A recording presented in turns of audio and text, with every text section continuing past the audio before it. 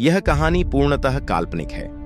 इसमें वर्णित सभी पात्र, स्थान, घटनाएं और परिस्थितियां लेखक की कल्पना का परिणाम हैं। यदि किसी जीवित या मृत व्यक्ति, संस्था, जाति, धर्म या समुदाय से कोई समानता प्रतीत होती है तो वह मात्र संयोग है। इस कहानी का उद्देश्य केवल मनोरंजन है और इसका किसी प्रकार का अपमान या भावनाओं को ठेस पहुंचाना नहीं है। एपिसोड 91 कुछ ऐसा ही। चूंकि आरव को पहले से ही इस पूरी स्थिति की वजह पता थी, उसने ये सीन देखकर अंदाजा लगा लिया कि सौम्या किस शख्स की बात कर रही थी।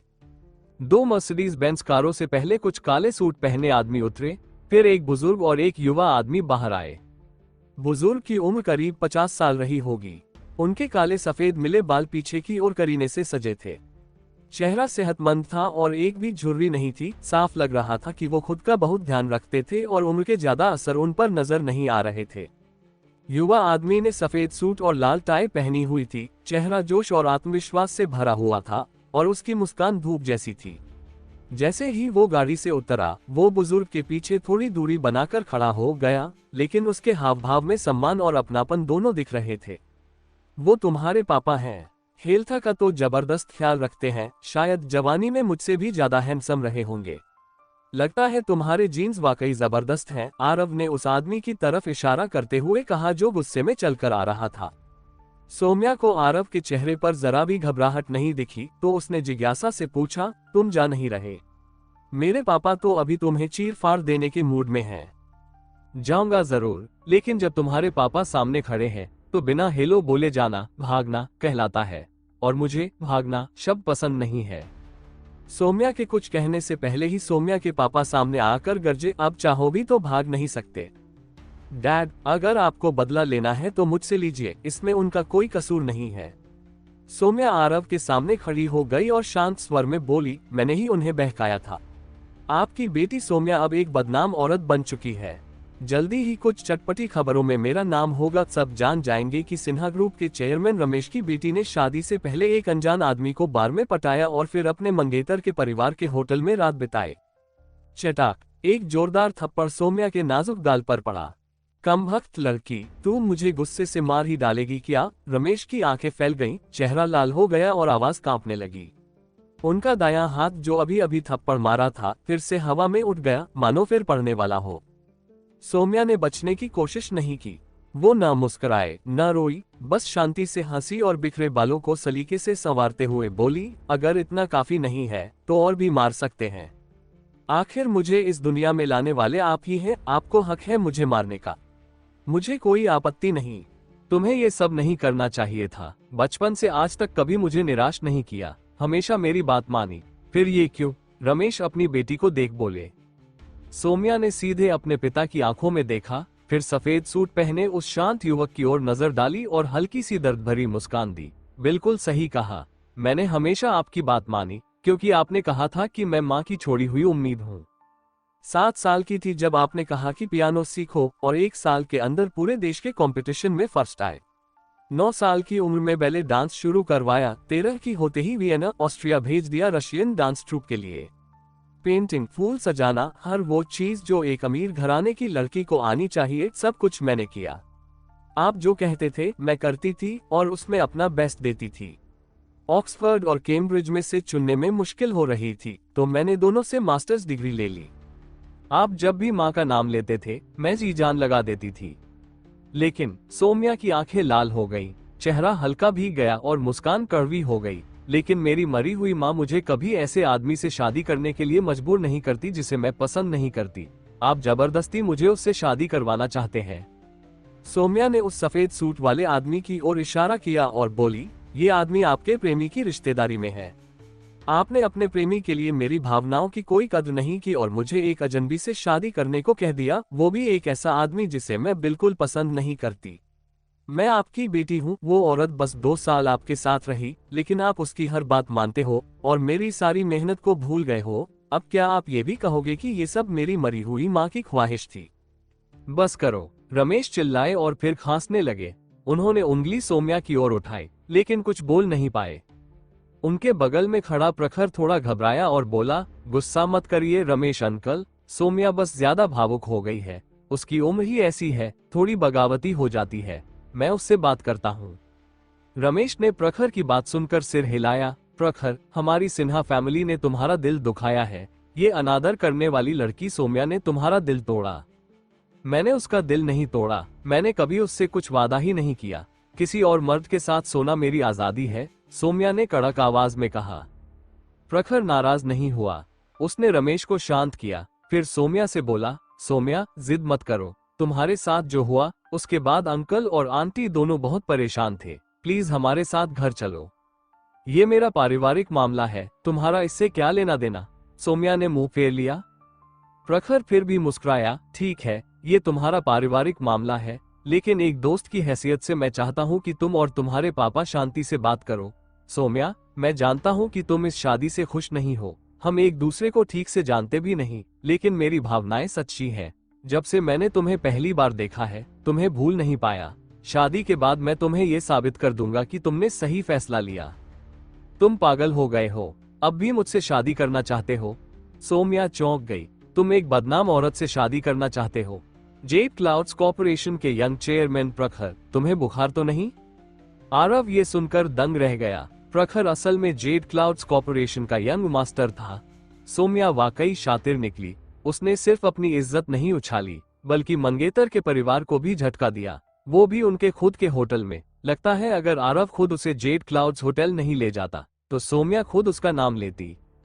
इस बीच प्रखर ने सिर हिलाया। मैं सीरियस हूँ और ये बात पूरी ईमानदारी से कह रहा हूँ। रमेश भावुक हो उठे। उन्हें लगा था कि शादी अब टूट जाएगी, लेकिन प्रखर की दरियादिली देखकर वो बोले, प्रखर, तुम वाकई अच्छे इंसान हो। ये नालायक सौम्या जो इतनी गिरी हुई हरकत कर बैठी, उसके बावजूद भी तुम इसे अपनाने को तैयार हो। लगता है मैंने तुम्हारे मामले में सही फैसला लिया था। सौम्या, फौरन प्रखर से माफी मांगो। सौम्या ने ठंडी मुस्कान दी और मुंह फेर लिया। तू? रमेश फिर भड़क उठे। तू मुझे मार ही डालेगी क्या? तभी आरव, जो अब तक चुपचाप खड़ा था, बोला, ओम, अगर अब मेरी जरूरत नहीं है तो मैं चलूं? आज पहले ही लेट हो गया हूं, काम पर जाना है। तभी सबको याद आया कि इस कहानी का हीरो तो यही आदमी है। रमेश ने गुस्से से कहा, भागना चाहते हो? मेरी बेटी को बहका कर उसकी जिंदगी खराब कर दी और अब ऐसे ही निकल जाओगे? तो अब आप क्या करना चाहते हैं अंकल? आरव ने हंसते हुए कहा, अब जो हो गया वो तो बदल नहीं सकता। मैं आपकी बेटी को फिर से कुंवारी तो नहीं बना सकता। हरामी। रमेश को उम्मीद नहीं थी कि आरव बिल्कुल बेखौफ होगा। प्रखर बीच में आया और बोला, आपका नाम जान सकता हूँ मिस्टर? मैं हूँ आरव। अगर मिस्टर प्रखर को बुरा लगा कि मैंने आपकी मंगेतर का पहला छीन लिया, तो साफ कह दीजिए। आप मुझे गाली भी दे सकते हैं। मैं समझ सकता हूँ, कोई भी मर्द ये बर्दाश्त नहीं करता कि उसकी औरत कोई और ले जाए, भले ही वो औरत उसकी बनी भी न हो। आरव ने सिर खुजाते हुए कहा। प्रखर मुस्कुराया। मिस्टर आरव समझदार इंसान लगते हैं, लेकिन मैं आपसे बदला नहीं लेना चाहता। मेरी मंगेतर सौम्या है और मैं उससे प्यार करता हूँ। जो कुछ हुआ वो मेरी लापरवाही थी। मैं इसका इल्जाम दूसरों पर नहीं डाल सकता। अगर मिस्टर आरव राज रख सकें और इस बात को नकार दें, तो ये काफी होगा। नकार दूं? रिपोर्टर तो पहले ही आ चुके हैं, इससे क्या होगा? आरव ने कहा। प्रखर ने आत्मविश्वास से मुस्कुराते हुए कहा, शायद मिस्टर आरव को नहीं पता, जेड क्लाउड्स कॉर्पोरेशन के मीडिया नेटवर्क में बहुत ताकत है। जो भी फुटेज या खबरें बाहर आई थी, उन्हें हमने कंट्रोल कर लिया है। अब अगर आप इस बात से इनकार कर दें, तो आपके और सौम्या के लिए कोई परेशानी नहीं होगी। आरव समझ गया कि प्रखर क्या कह रहा है। ये लड़का वाकई दमदार था। रमेश ने खुश होकर ताली बजाई। नेफ्यू प्रखर, तुम तो वाकई कमाल हो। भट्ट फैमिली जैसी फैमिली आम लोगों से कितनी अलग है। अब मैं निश्चिंत हूँ। देखो, इस पागल लड़की को अपनी इज्जत मिट्टी में मिला दी। अब अगर भट्ट फैमिली में शादी भी हो जाए तो भी सब उसे नीची नजरों से देखेंगे।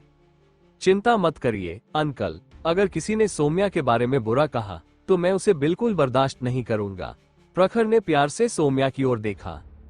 सौम्या थोड़ी भावुक हो गई, लेकिन प्रखर की आंखों में प्यार देखकर नहीं, बल्कि उसके तरीके से चौंक कर। अगर मीडिया प्लान फेल हो गया तो वो मजबूरन भट्ट फैमिली में शादी करेगी। अब उसकी आखिरी उम्मीद थी आरव, अगर वो चुप न रहे और सच बोल दे तो सारी कंट्रोल की गई मीडिया भी बेकार हो जाएगी, क्योंकि जो खुद सामने आकर बात कहे उसकी बात सबसे ज्यादा वजन रखती है। लेकिन अगर आरव सच बोलेगा तो उसे खुद बदनाम होना पड़ेगा। किसी की मंगेतर के साथ सोने का कलंक लगेगा। कोई भी इंसान अपनी बदनामी खुद क्यों चुनेगा? सौम्या का चेहरा फीका पड़ गया। वो आरव की ओर देखने लगी। वही आदमी जिसने उसका सब कुछ छीन लिया था, क्या वो आज भी उसका वही नायक साबित होगा? पता नहीं चला कब आरव ने जेब से सिगरेट निकाली और सुलगा ली। उसने आंखें मिचका कर धुआं बाहर फेंका, जैसे कोई खेतों का बूढ़ा किसान हो। प्रखर की चमक धमक से बिल्कुल उल्टा। प्रखर अब भी आत्मविश्वास से भरा था, चेहरे पर वही शालीन मुस्कान।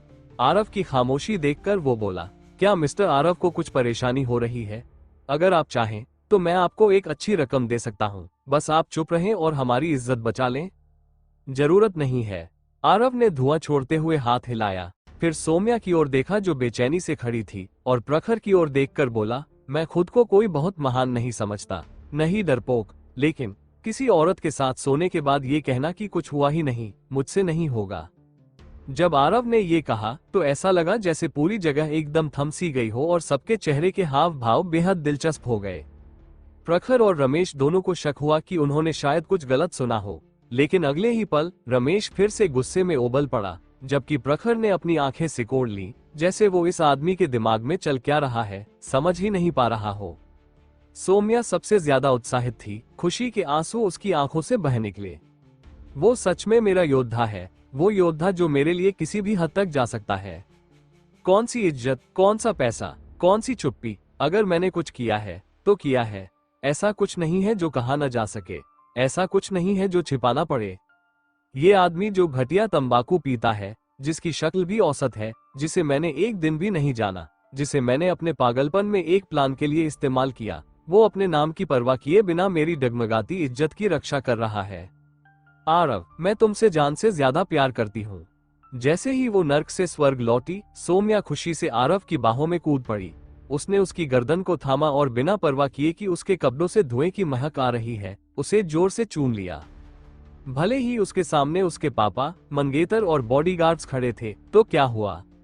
ये सब अपना रास्ता ले सकते हैं, मैं इस आदमी को किस कर रही हूँ। आरव थोड़ा शर्मिंदा हुआ।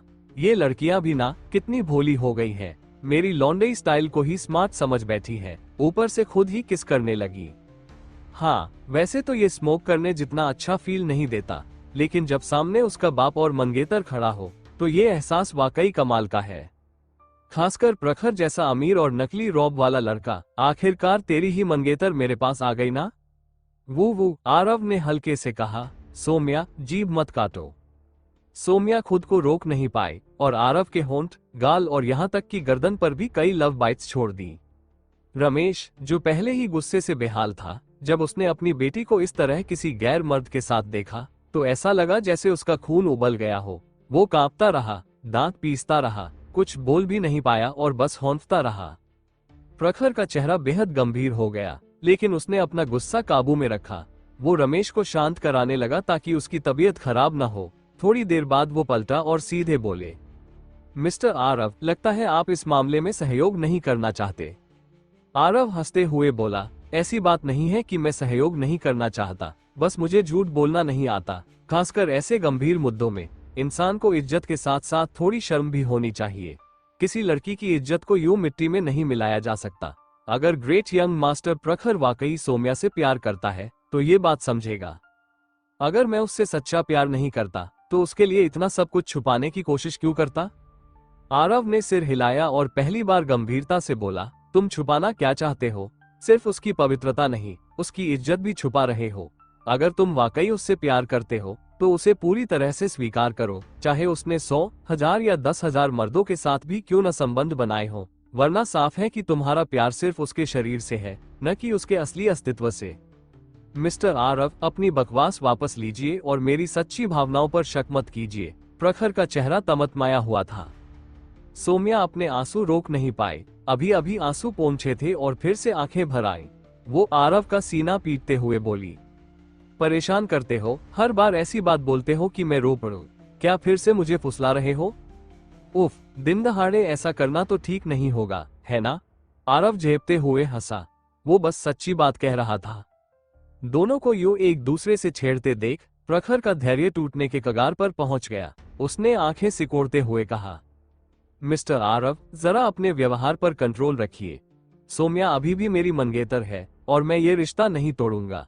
अगर आप हमारी शादी सही सलामत देखना चाहते हैं तो मेरी मंगेतर से दूर रहिए। इस छिपी धमकी को सुनते ही आरव का मूड खराब हो गया।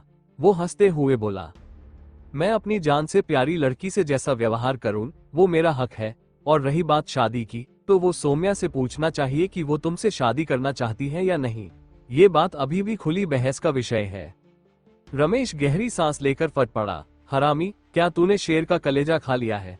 तू समझता क्या है खुद को? सोच रखा है कि ये लड़की तुझे बचा रही है तो तुझसे कोई कुछ नहीं कहेगा। जब तक रमेश जिंदा है मैं तुझे चैन से जीने नहीं दूंगा। चाहो तो अभी तुझे पिटवा सकता हूँ। आप उन्हें हाथ नहीं लगाएंगे। सौम्या जान गई थी कि उसके पापा अब सच में हमला करवाने वाले हैं। वो तुरंत आरव के सामने खड़ी हो गई, बाहें फैलाकर उसे बचाने लगी। आरव हंसा जैसे उसने दुनिया का सबसे मजेदार जोक सुना हो।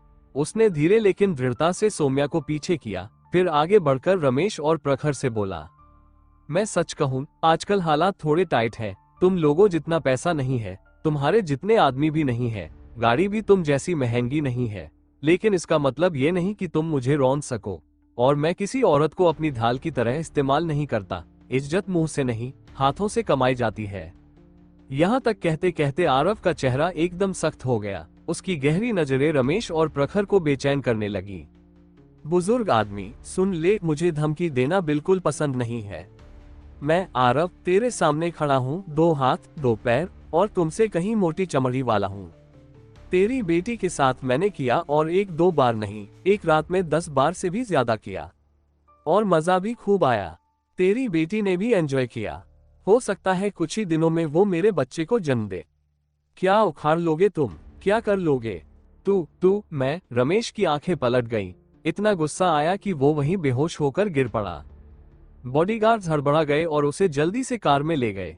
आरव की दबंग बातों को सुनकर सौम्या का चेहरा शर्म से लाल हो गया, लेकिन उसे गुस्सा नहीं आया, बल्कि एक अजीब सी मिठास महसूस हुई। उसने आरव की पीठ को देखा। न तो वो बहुत लंबा था, न बहुत ताकतवर दिखता था, लेकिन आज वो उसे एक मजबूत पहाड़ जैसा लगा। प्रखर अंदर तक हिल गया था। उसे पहले कभी किसी ने यूं चुनौती नहीं दी थी। वो बोला, मिस्टर आरव, आपको आज अपने बुरे बर्ताव पर पछताना पड़ेगा। तुझे पछताना चाहिए। इसी के साथ आरव अचानक लपका। एक सांप की तरह उसकी बांह प्रखर की गर्दन पर कस गई। यंग मास्टर, बॉडीगार्ड्स कुछ समझ पाते उससे पहले ही आरव ने प्रखर की सबसे नाजुक जगह पकड़ ली थी, उसकी गर्दन। हमारे यंग मास्टर को छोड़ो, बॉडीगार्ड्स चीखने लगे, लेकिन आगे बढ़ने की हिम्मत किसी में नहीं थी। आरव की आंखों से जो गुस्सा और जानलेवा इरादा झलक रहा था वो सबने देख लिया था। प्रखर हाथ पैर मारने लगा, लेकिन उसकी मार में वो ताकत कहां जो आरव की बाजुओं को हिला सके। उसके वार मानो किसी पत्थर पर पड़े हों। आरव ने बिना हड़बड़ाए प्रखर को एक ही हाथ में पकड़कर हवा में उठा लिया, जैसे कोई कपड़े का गुड्डा हो। छोड़ो हमारे यंग मास्टर को। बॉडीगार्ड्स डर से पसीना पसीना हो गए। उन्हें पता था कि अगर आरव ने थोड़ा और जोर लगाया तो गर्दन टूट सकती है। प्रखर का चेहरा नीला पड़ने लगा। वो सांस भी नहीं ले पा रहा था, बस तड़प रहा था। आरव ने शांत स्वर में कहा, मैंने तुम्हारे साथ शांतिपूर्वक बात की, गुस्सा किया तो भी बर्दाश्त किया, लेकिन धमकी देना, ये मेरी लिमिट है। फिर वो सौम्या की तरफ मुड़ा और पूछा, डार्लिंग सौम्या, बताओ, इसे जान से मार दूं? सौम्या सिहर उठी। वो अभी भी आरव की रफ्तार और ताकत से दंग थी। उसने तुरंत कहा, नहीं, मत मारो, जल्दी छोड़ दो आरव। डार्लिंग सौम्या का कहा मानना तो बनता है, कहकर आरव ने प्रखर को छोड़ दिया। प्रखर जमीन पर गिरा, बुरी तरह खांसने लगा। उसका चेहरा लाल हो चुका था। वो डर से कांपता हुआ अपने बॉडीगार्ड्स के पास जाकर बैठ गया। सौम्या ने तुम्हारी जान बचाई है। अब अगर तुमने उसे परेशान किया तो अगली बार तुम्हारी गर्दन ऐसे नहीं छूटेगी। अगर कुछ और नहीं है तो मैं जा रहा हूं। ये कहकर आरव ने सौम्या को आंख मारी और वहां से निकल गया। प्रखर और बॉडीगार्ड उसे रोकना चाहते थे, लेकिन किसी में हिम्मत नहीं हुई। सौम्या का मन तो कर रहा था उसे रोकने का, लेकिन वो जानती थी कि अब समय आ गया है जब उसे खुद ही चीजों का सामना करना होगा। आरव ने उसके लिए बहुत कुछ किया है। अब जैसे उसने कहा, उसे अपनी इज्जत खुद बचानी है। दिल से आरव की शुक्रगुजार सौम्या ने उसे जाते हुए देखा, अपने कपड़े ठीक किए और मर्सिडीज बेंज की तरफ बढ़ गई। सौम्या, कहाँ जा रही हो?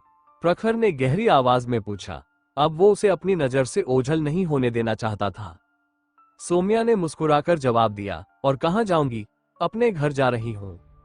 ये कहकर वो कार में बैठ गई। प्रखर के चेहरे पर कई जज्बात उभर आए। अंत में उसने बड़बड़ाते हुए कहा, जो मेरा है वो कोई नहीं छीन सकता।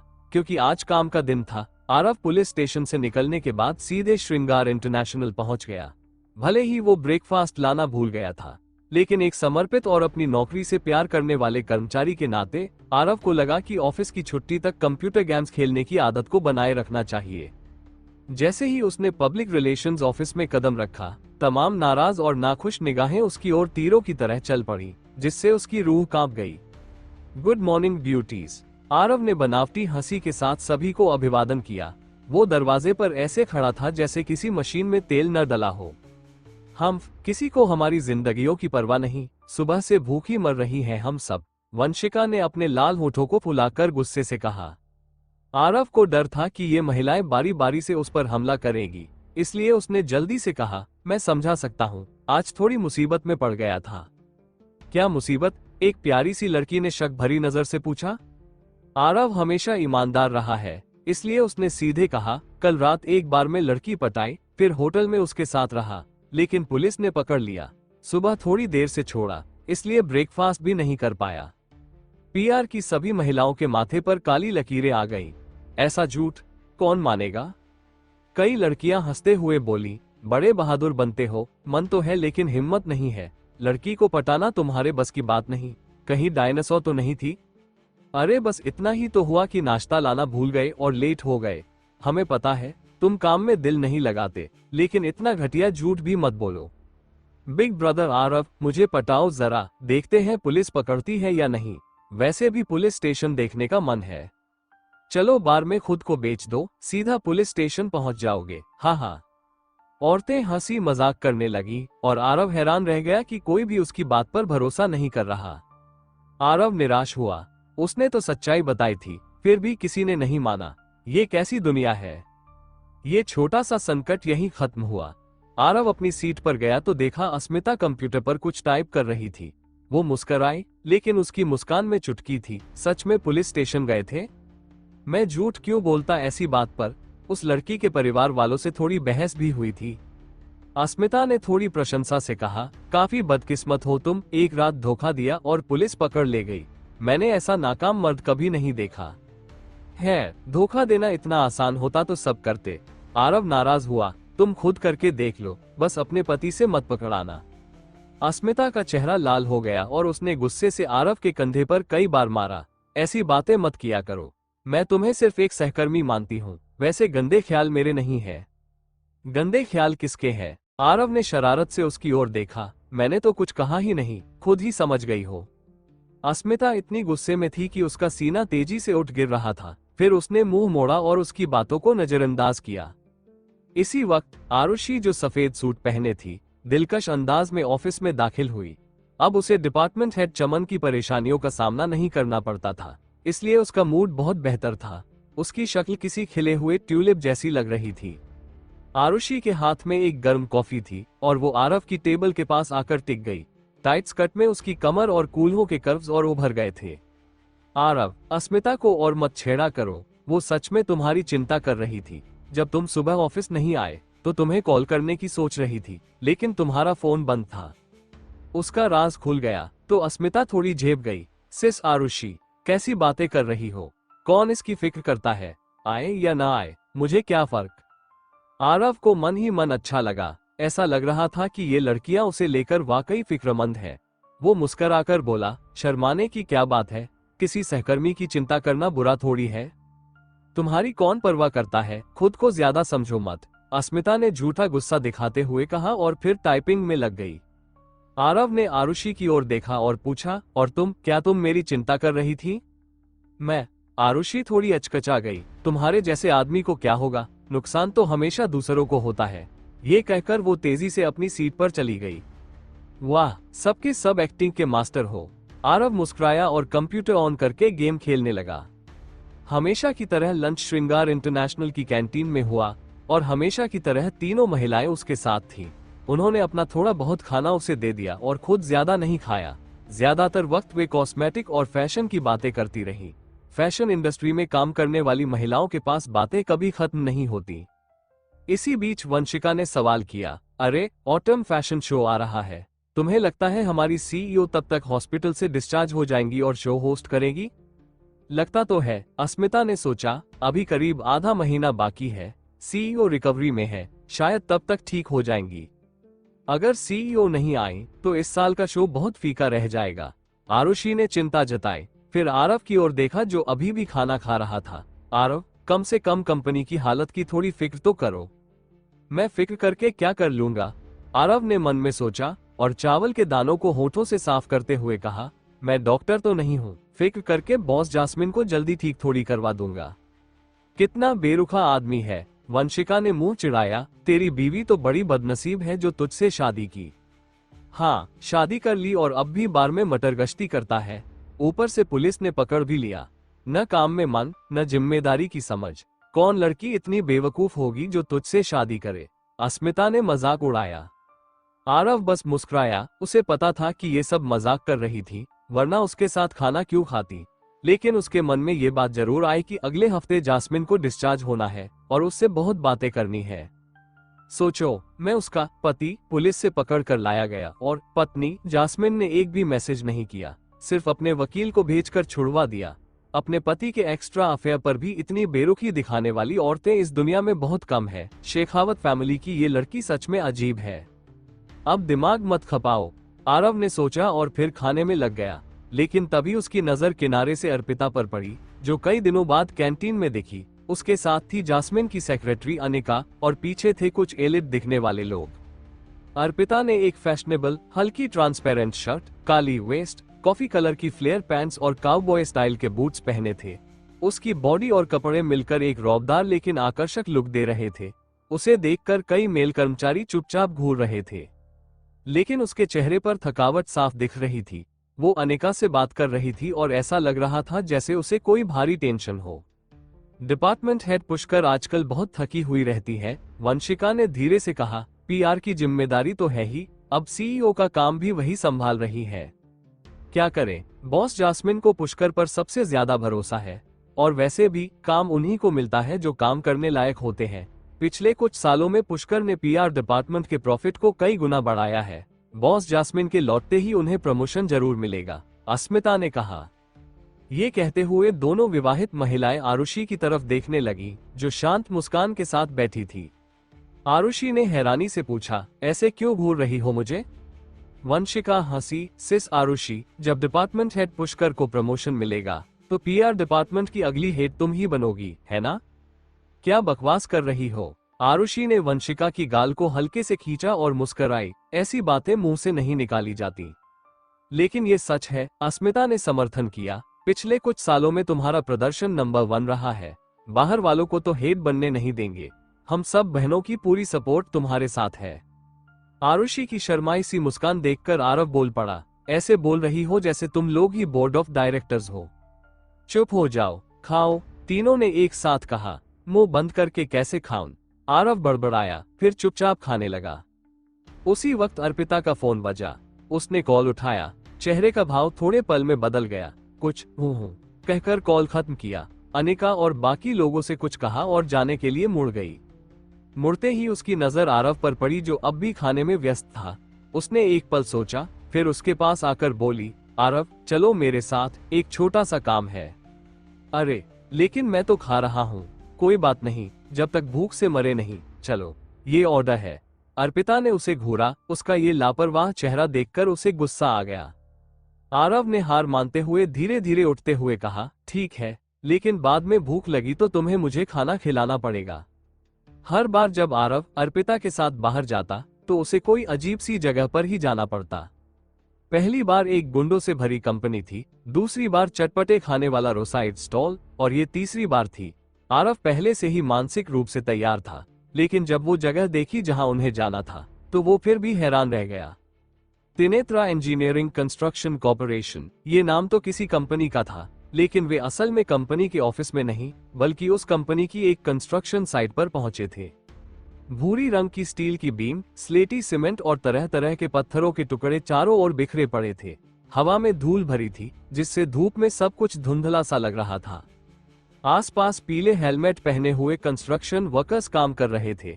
कई लोग बिना शर्ट के थे, उनके कांसे जैसे रंग वाले मांसल शरीर पसीने से तर थे।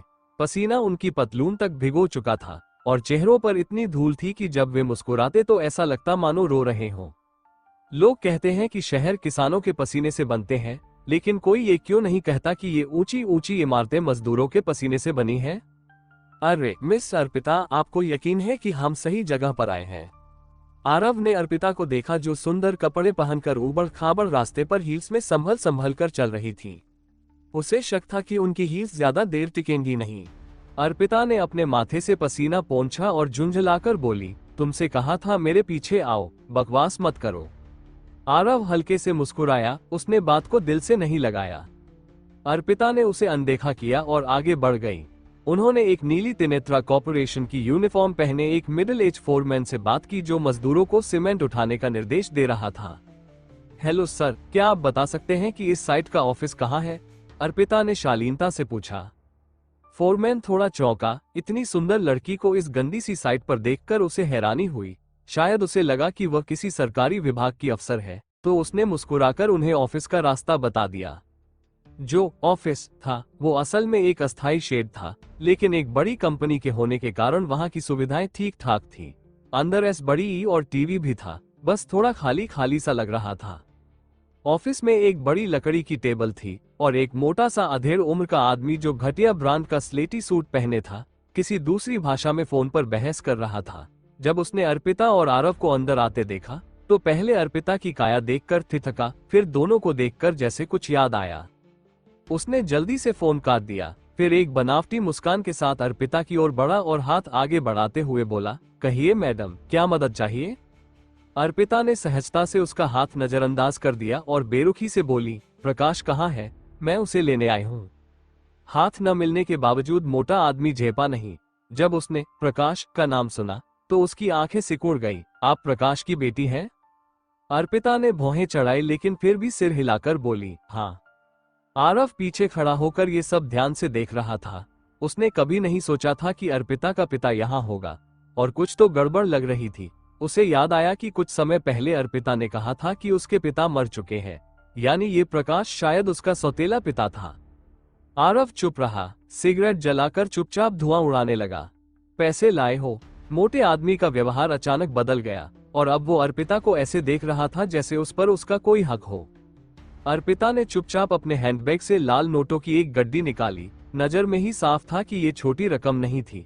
उसने कहा, ये 5,000 रुपए है, उसे छोड़ दो। 5,000 रुपए? वो हंस पड़ा। 5,000 रुपए तो तब थे जब तुम्हारा जुआरी बाप तुम्हें फोन कर रहा था। अब काफी वक्त बीत चुका है, अब रकम और बढ़ गई है। क्या? अर्पिता का चेहरा बिगड़ गया। उसने गुस्सा काबू करते हुए पूछा, उसने फिर से हार लिया। मोटे आदमी ने सिगरेट मुंह में दबाए और बगल के कमरे की ओर इशारा किया, खुद जाकर देख लो कि कितना हारा है। अर्पिता तूफान की तरह ऑफिस से निकली और उस कमरे की ओर बढ़ी। दरवाजा खोलते ही सिगरेट और शराब की गंध ने उसे झटका दिया और वह 2 बार खांस गई। कमरे में कुछ ही टेबल और बेंच थे। टेबलों पर ताश, पैगो और महजोब की गोटियां बिखरी थीं। फर्श पर सिगरेट के टुकड़े और बियर की खाली बोतलें पड़ी थीं। 2 बल्ब लटके थे, जिनकी रोशनी बहुत मध्यम थी। इस वक्त कमरे में 8 आदमी बैठे थे और एक बड़े टेबल के दोनों सिरों पर 2 आदमी आमने सामने थे। एक लंबा सा आदमी सफेद शर्ट पहने, बाल ऊपर की ओर सेट किए हुए, मुंह में सिगरेट दबाए आराम से बैठा था। दूसरे सिरे पर जो आदमी बैठा था वह कांप रहा था। पीली शर्ट पहने, चेहरा मुरझाया हुआ और आंखों के कोनों पर झुर्रियां थीं। वह इतना दुबला था कि गाल बाहर निकले लगते थे। जब कमरे में मौजूद लोगों ने अर्पिता को देखा तो सबकी आंखें चमक उठी। सिर्फ एक दुबला पतला अधेड़ आदमी, जिसे देखकर लगता था कि वह पूरी तरह टूटा हुआ है, अर्पिता को देखकर अचानक बहुत खुश हो गया। वो दौड़कर उसके पास आया और उसके कंधे कसकर पकड़ लिए। अर्पी, जल्दी पैसे दो, जल्दी दो, मुझे वापसी करनी है, जल्दी दे दो मुझे। अर्पिता को उसके कसकर पकड़ने से दर्द हुआ, लेकिन उसने खुद को छुड़ाया नहीं। उसकी आंखें लाल हो गईं और वो दर्द भरी मुस्कान के साथ बोली, कितने पैसे चाहिए? जितने हैं सब दे दो, मैं वापसी करूंगा। वो आदमी ऐसे चिल्ला रहा था जैसे उसे किसी नशे का इंजेक्शन लगा हो। तभी बाकी लोगों को समझ आ गया कि मामला क्या है। बालों में जेल लगाए उस आदमी ने नीच हंसी के साथ कहा, छोटी लड़की, लगता है तुम प्रकाश की बेटी हो। तुम्हारे पिता मुझसे 20,000 रुपए हार चुके हैं, पहले वो चुका दो, तभी अगली बाजी खेल पाएगा। प्रकाश का चेहरा गुस्से से लाल हो गया। वह पलट कर बोला, इतना मत विकांत, पैसे मिलते ही फिर खेलूंगा और इस बार तू मुझसे 20,000 रुपए हारेगा। 20,000 रुपए? अर्पिता का चेहरा फक पड़ गया। उसने प्रकाश की तरफ देखा और कहा, आधे घंटे में 5,000 रुपए से 20,000 रुपए? तुम्हें हो क्या गया है? मैं बस एक बार गलती कर गया अर्पी, चिंता मत करो, सब वापस जीत लूंगा। बस एक बार? इतने सालों से कितनी बार ये बस एक बार हुआ है? कितना पैसा दिया है मैंने तुम्हें पता भी है कि उस पैसे से सूरत में एक फ्लैट खरीदा जा सकता था। प्रकाश कुछ कह नहीं पाया, फिर धीरे से मुस्कुराते हुए बोला, अर्पी ऐसा मत बोलो, हर किसी का बुरा वक्त आता है। तुम रो मत, रोने से क्या होगा, पैसे चले गए तो दोबारा जीतेंगे। तुमने कहा था कि तुम सूरत में काम करने आए हो, कहा था कि साइट पर सीमेंट मिक्सर बनोगे, लेकिन पहले ही दिन जुआ शुरू कर दिया। प्रकाश के पास कोई जवाब नहीं था। वो चिल्ला पड़ा, चुप हो जा, जल्दी पैसे निकाल। मैं नहीं दूंगी, दे भी दूं तो तुम फिर जुए में उड़ाओगे, अब खुद ही संभालो सब कुछ। अर्पिता गुस्से से कांप उठी, उसने प्रकाश का हाथ झटका और मुड़ने लगी। प्रकाश घबरा गया, उसने अर्पिता का हाथ खींचा और पर्स छीनने की कोशिश करने लगा। जल्दी दे दो मुझे। तुम छोड़ो मुझे। अर्पिता आखिर लड़की ही थी, ताकत में कहां जीत पाती, बस उसकी पकड़ से धीरे धीरे छूटने लगा। बाकी लोग इस सीन पर ठहाके लगाने लगे। प्रकाश तो कितना निकम्मा है, तेरी बेटी भी नहीं सुनती, तेरी बेटी भी तुझे नहीं बचा रही, सही हुआ तुझ जैसे जुआरी के साथ, हाँ हाँ। प्रकाश और भड़क गया, वो पर्स छोड़कर अर्पिता को मारने के लिए हाथ उठाने ही वाला था। अर्पिता ने जब ये देखा तो आंखें बंद कर ली, सिर झुका लिया और दर्द और डर से खुद को सिकोड़ लिया। लेकिन तभी उसका हाथ हवा में ही रुक गया, जैसे किसी ने उसे रोक लिया हो। अरे, तुम्हारी बेटी ने तुम्हारे पैसे तो नहीं लिए, फिर क्यों मार रहे हो उसे? आरव अर्पिता के सामने खड़ा था, पता नहीं कब वो उसके पास पहुंच गया था। प्रकाश भौचक्का रह गया। तू कौन है? मैं कौन हूं ये जरूरी नहीं, जरूरी ये है कि तुम इसे मार नहीं सकते और ना ही इसका पैसा छीन सकते हो, आरव ने ठंडे लहजे में कहा। ये मेरा घरेलू मामला है, मैं अपनी बेटी से पैसे मांग रहा हूं, तुझे क्या लेना देना? तुम इतने ही ताकतवर हो तो उन लोगों से लड़ो ना, और जहां तक मुझे पता है, अर्पिता तुम्हारी असली बेटी नहीं है, तुम तो बस नाम के बाप हो, खुद को ज्यादा मत समझो, आरव ने ठंडे स्वर में कहा और प्रकाश को धक्का देकर कई कदम पीछे कर दिया। अर्पिता, जो अभी अभी मार खाने को तैयार थी, अब ऊपर देखकर आरव को अपने सामने खड़ा देख रही थी। उसका ये छोटा सा लेकिन मजबूत सा लगता शरीर देखकर उसे राहत मिली और दिल में एक अजीब सी गर्माहट भी। लेकिन जब उसने इस आदमी के व्यवहार और अपनी बीती जिंदगी के दुखों को याद किया तो उसकी आंखों से आंसू बहने लगे। आरव चुपचाप खड़ा रहा और उसके आंसू पोंछे। अब उसे समझ आया कि अर्पिता उसे यहाँ क्यों लाई थी। ये एक ऐसा युद्ध था जो कोई भी लड़की अकेले नहीं लड़ सकती थी। कमरे में मौजूद सभी मर्दों के चेहरे बिगड़ गए।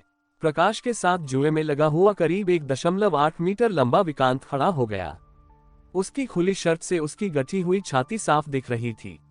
आरव की तरफ घूरते हुए वो आंखें मिचका कर बोला, समझदार बनो लड़के, जरा ध्यान से देखो ये इलाका किसका है। कर्ज चुकाना कोई बड़ी बात नहीं और बाप का बेटी को सजा देना बिल्कुल सही है। अपनी औकात में रहो वरना अंजाम बुरा होगा। आरव ने प्रकाश को छोड़ दिया, लेकिन अपमान की वजह से वो फिर से तमतमा गया।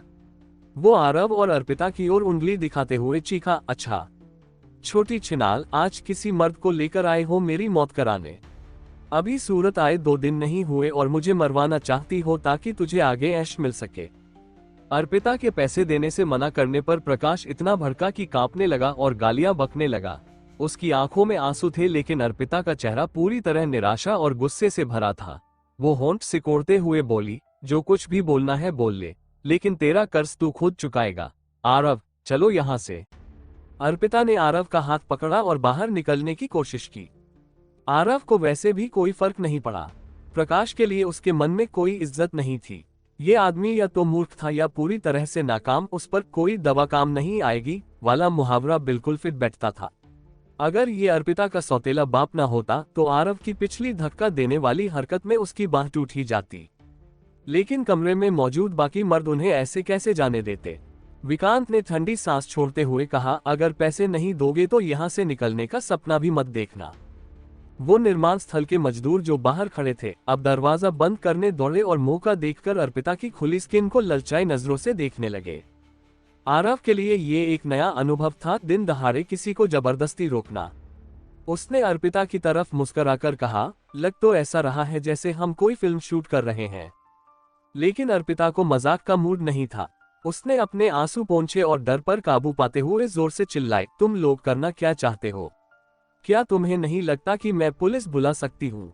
जो तुम लोग कर रहे हो वो गैरकानूनी जुआ है। सबको जेल और जुर्माना भुगतना पड़ेगा।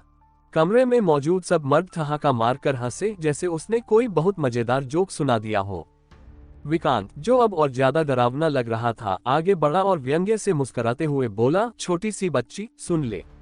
पहले भी कई लोग जो मुझे विकांत को पैसे नहीं दे पाए, यही बोले पुलिस बुलाएंगे, जेल भिजवाएंगे।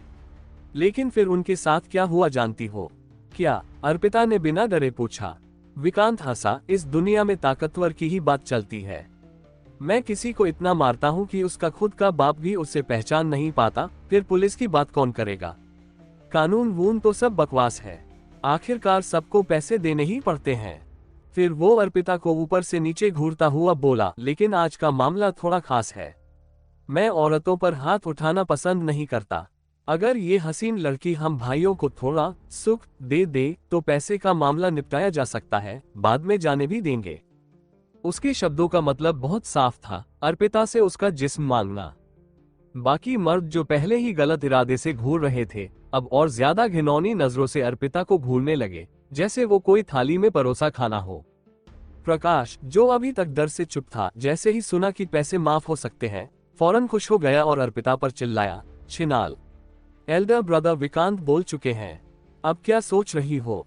तेरी ऐसी की तैसी, इसका तुझसे क्या लेना देना? विकांत ने उसके मुंह पर एक जोरदार थप्पड़ मारा। मैं क्या किसी औरत पर जबरदस्ती करता दिखता हूँ? और वैसे भी 20,000 रुपये की कीमत इस नाजुक लड़की से कहीं ज्यादा है क्या?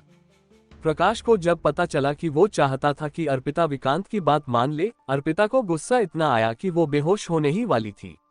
मगर अब उसके अंदर केवल ठंडा गुस्सा और संकल्प बचा था। वो बोली, भूल जाओ ये सब, मैं डरने वाली नहीं हूँ। समझदार हो तो हमें अभी जाने दो, नहीं तो मैं सच में पुलिस बुलाऊंगी। आरव ने मन ही मन अर्पिता की तारीफ की। आखिरकार एक काबिल औरत है। भले ही थोड़ी देर पहले डर गई थी, लेकिन अब उसने खुद को संभाल लिया। विकांत ने कान खुजलाते हुए बोला, मैं हमेशा कहता हूँ औरतें बेवकूफ होती हैं, अब देख लो। साफ सुन लो, इस इलाके के लोकल पुलिस स्टेशन के चीफ का रिश्ता मेरे जीजा से है। तुम पुलिस बुला भी लो तो कुछ नहीं होगा। मेरा जीजा यहीं पास के कमरे में बैठा है, उसी का तो ये सब सेटअप है। मेरा पैसा मतलब उसका पैसा। तुम लोग क्या सोचते हो ऐसे ही निकल जाओगे? आरव को तुरंत समझ आ गया, वो मोटा आदमी जो बगल के कमरे में था, वही विकांत का जीजा था। उसी ने विकांत को यहाँ जुआ खिलाने दिया था ताकि मजदूरों का पैसा हड़पा जा सके। अर्पिता अब वहां रुकना नहीं चाहती थी। उसने कहा, आरव चलो, इन्हें नजरअंदाज करो। जैसे ही वो दोनों निकलने लगे, सामने कुछ मर्द खड़े हो गए और उनकी आंखों में शरारत झलक रही थी। पकड़ लो और कमरे में ले चलो। विकांत अब सीधे हिंसा पर उतर आया। प्रकाश ने जब देखा कि अब मारपीट शुरू होने वाली है, तो वो फिर से चिल्लाने लगा, ब्रदर विकांत, इन्होंने ही पैसे नहीं दिए। मेरा कोई कसूर नहीं है। हरामखोर, अंदर जा। विकांत ने उसे लात मारी और प्रकाश फिर से धड़ाम से कमरे में गिर पड़ा। बाकी लोग आरव और अर्पिता को अलग अलग पकड़ने आगे बढ़े, लेकिन आरव ऐसा कैसे होने देता। उसने हिचकिचा रही अर्पिता को पास रखा और अपने जोरदार किक से उन पर टूट पड़ा। जो लोग पास आने की कोशिश कर रहे थे, वो तैयारी नहीं कर पाए और सीधे हवा में उड़ गए। उनकी छाती में ऐसा लगा जैसे हड्डियां चटक गई हो। गनीमत रही कि उनकी सेहत ठीक ठाक थी, वरना खून ही उलट देते। विकांत हक्का बक्का रह गया। आरव ने मौका नहीं गवाया और उसके बाल पकड़कर उसे कमरे में धक्का दे दिया, साथ ही उसके बालों का एक बड़ा गुच्छा भी नोच लिया। विकांत जमीन पर गिरा तो जैसे तारों से भरा आसमान देख रहा हो। उसे कभी यकीन नहीं था कि ये आम सा दिखने वाला आदमी उसे कुछ भी करने का मौका नहीं देगा और सीधे धूल चटा देगा। उसके सिर से खून बहने लगा और बालों का एक गुच्छा हाथ में आ गया। डर के मारे उसकी रूह कांप उठी। एक झटके में पूरा माहौल पलट गया। आरव एक चरवाहे की तरह इन भेड़ों को किक मार मार कर काबू में कर चुका था। प्रकाश, जो अभी तक डर से थर-थर कांप रहा था, अब खुश हो गया और दर्द सहते हुए आरव के पास आ गया। अरे छोटे भाई, आप तो उस्ताद निकले, मजा आ गया। इन सालों को अच्छी धुलाई दो, मुझे भी मारा था इन्होंने। आरव ने ठंडी नजर से देखा और फिर उसकी पिछली पर एक और जोरदार लात मारी। आहे, प्रकाश फिर से मुंह के बल गिर गया। अरे मुझे क्यों मार रहे हो, मैं अर्पी का बाप हूँ, वो चिल्लाया। मुझे ऐसा बाप नहीं चाहिए, आरव के जवाब से पहले ही अर्पिता ने ठंडे स्वर में कह दिया। तू प्रकाश कुछ कहना चाहता था, लेकिन आरव की सख्त नजर देखकर चुप हो गया। अर्पिता अब भी डर से कांप रही थी, लेकिन जब देखा कि आरव ने हालात काबू में ले लिए हैं, तो वो एकदम निश्चिंत हो गई। वो आरव की ताकत से प्रभावित भी हुई और खुश भी कि उसने उसे साथ चलने को कहा था। अगर आरव न होता तो अंजाम बहुत ही भयानक होता। यहाँ क्या हो रहा है? एक आवाज पीछे से आई। वो मोटा मैनेजर था जो अभी अभी वापस आया था और जो विकांत का जीजा भी था। उसने लड़ाई देखी और चिल्लाया। विकांत को जैसे कोई फरिश्ता मिल गया हो। वो अपने खून से सने सिर की परवाह किए बिना चिल्लाया, ब्रदर इन लॉ, ये दोनों पैसे नहीं दे रहे और ऊपर से मेरे लोगों को पीट डाला। कमलेश का चेहरा गुस्से से लाल हो गया। इतने सारे मर्द हो और एक मर्द औरत को नहीं संभाल पाए। ये लड़का थोड़ा बहुत मार धार जानता है। उन्हें बहुत दर्द हो रहा है, जमीन पर पड़ा एक आदमी कराहता हुआ बोला। कमलेश ने जब अपने आदमियों की हालत देखी तो उसे भी अंदर से डर लगा, लेकिन बाहर से वो शांत रहने की एक्टिंग करता हुआ बोला, तो क्या हुआ अगर तुम लड़ाई करना जानते हो? अब समाज में कानून का राज है, मारपीट करने पर जेल जाना पड़ेगा। क्या तुम्हें लगता है मैं पुलिस नहीं बुला सकता? आरव मुस्कुराया। जेल? तुम लोग यहाँ गैरकानूनी जुआ चला रहे हो, मजदूरों से पैसे लूटते हो। अगर ये सब बाहर आ गया तो तुम्हारा जेल जाना बहुत हल्की सजा होगी। कमलेश का चेहरा सुर्ख हो गया। बकवास मत करो, प्रकाश खुद ही जुआ खेलना चाहता था, इसमें हमारा क्या? आरव व्यंग्य में मुस्कुराया और धीरे से उसकी ओर बढ़ा। तुम कहते हो कि तुम्हारा इससे कोई लेना देना नहीं, तो चलो अब मैं इसका लेना देना तुम्हारे साथ बना देता हूँ, ठीक है? क्या मतलब? कमलेश घबरा गया। आरव ने बिना देर किए उसकी गर्दन पकड़ ली और उसे खींचता हुआ कमरे में ले गया, जैसे कोई मरा हुआ कुत्ता हो। उसका भारी भरकम शरीर भी उसके हाथ में जैसे कुछ नहीं था। कमलेश को अंदर पटकने के बाद आरव ने अर्पिता की ओर देखा और मुस्कुराकर कहा, सामने वाले कमरे से कुछ खाली कागज और पेन ले आओ, जरूरत है। अर्पिता को समझ नहीं आ रहा था कि अब क्या हो रहा है, लेकिन आरव पर भरोसा करने के अलावा कोई चारा नहीं था। उसने गहराई से उसकी तरफ देखा और सिर हिलाया। कुछ ही देर में अर्पिता पेन और कागज लेकर वापस आ गई। उसने उन्हें आरव को दिया और कुछ पूछना चाहा, लेकिन शब्द नहीं मिल रहे थे। आरव उसकी तरफ आश्वस्त भाव से मुस्कुराया, घबराओ मत, कोई मरेगा नहीं। कमरे में मौजूद सभी मर्द अब तक आरव से इतने डर चुके थे कि कोई चू तक नहीं कर रहा था। उन्हें सिर्फ कुछ पैसे कमाने थे, कोई युद्ध लड़ने नहीं आए थे। और जब उन्हें समझ आ गया कि सामने वाला कोई आम आदमी नहीं है, तो कोई भी मार खाने के लिए आगे नहीं आया। आरव ने अर्पिता को कमरे से बाहर भेजा और दरवाजा बंद कर दिया। फिर वो उन कांपते हुए मर्दों की ओर मुड़ा और चेहरे पर एक मासूम सी मुस्कान ले आया। त्रिनेत्रा कॉर्पोरेशन की कंस्ट्रक्शन साइट से निकलने के करीब 1 घंटा बीत चुका था।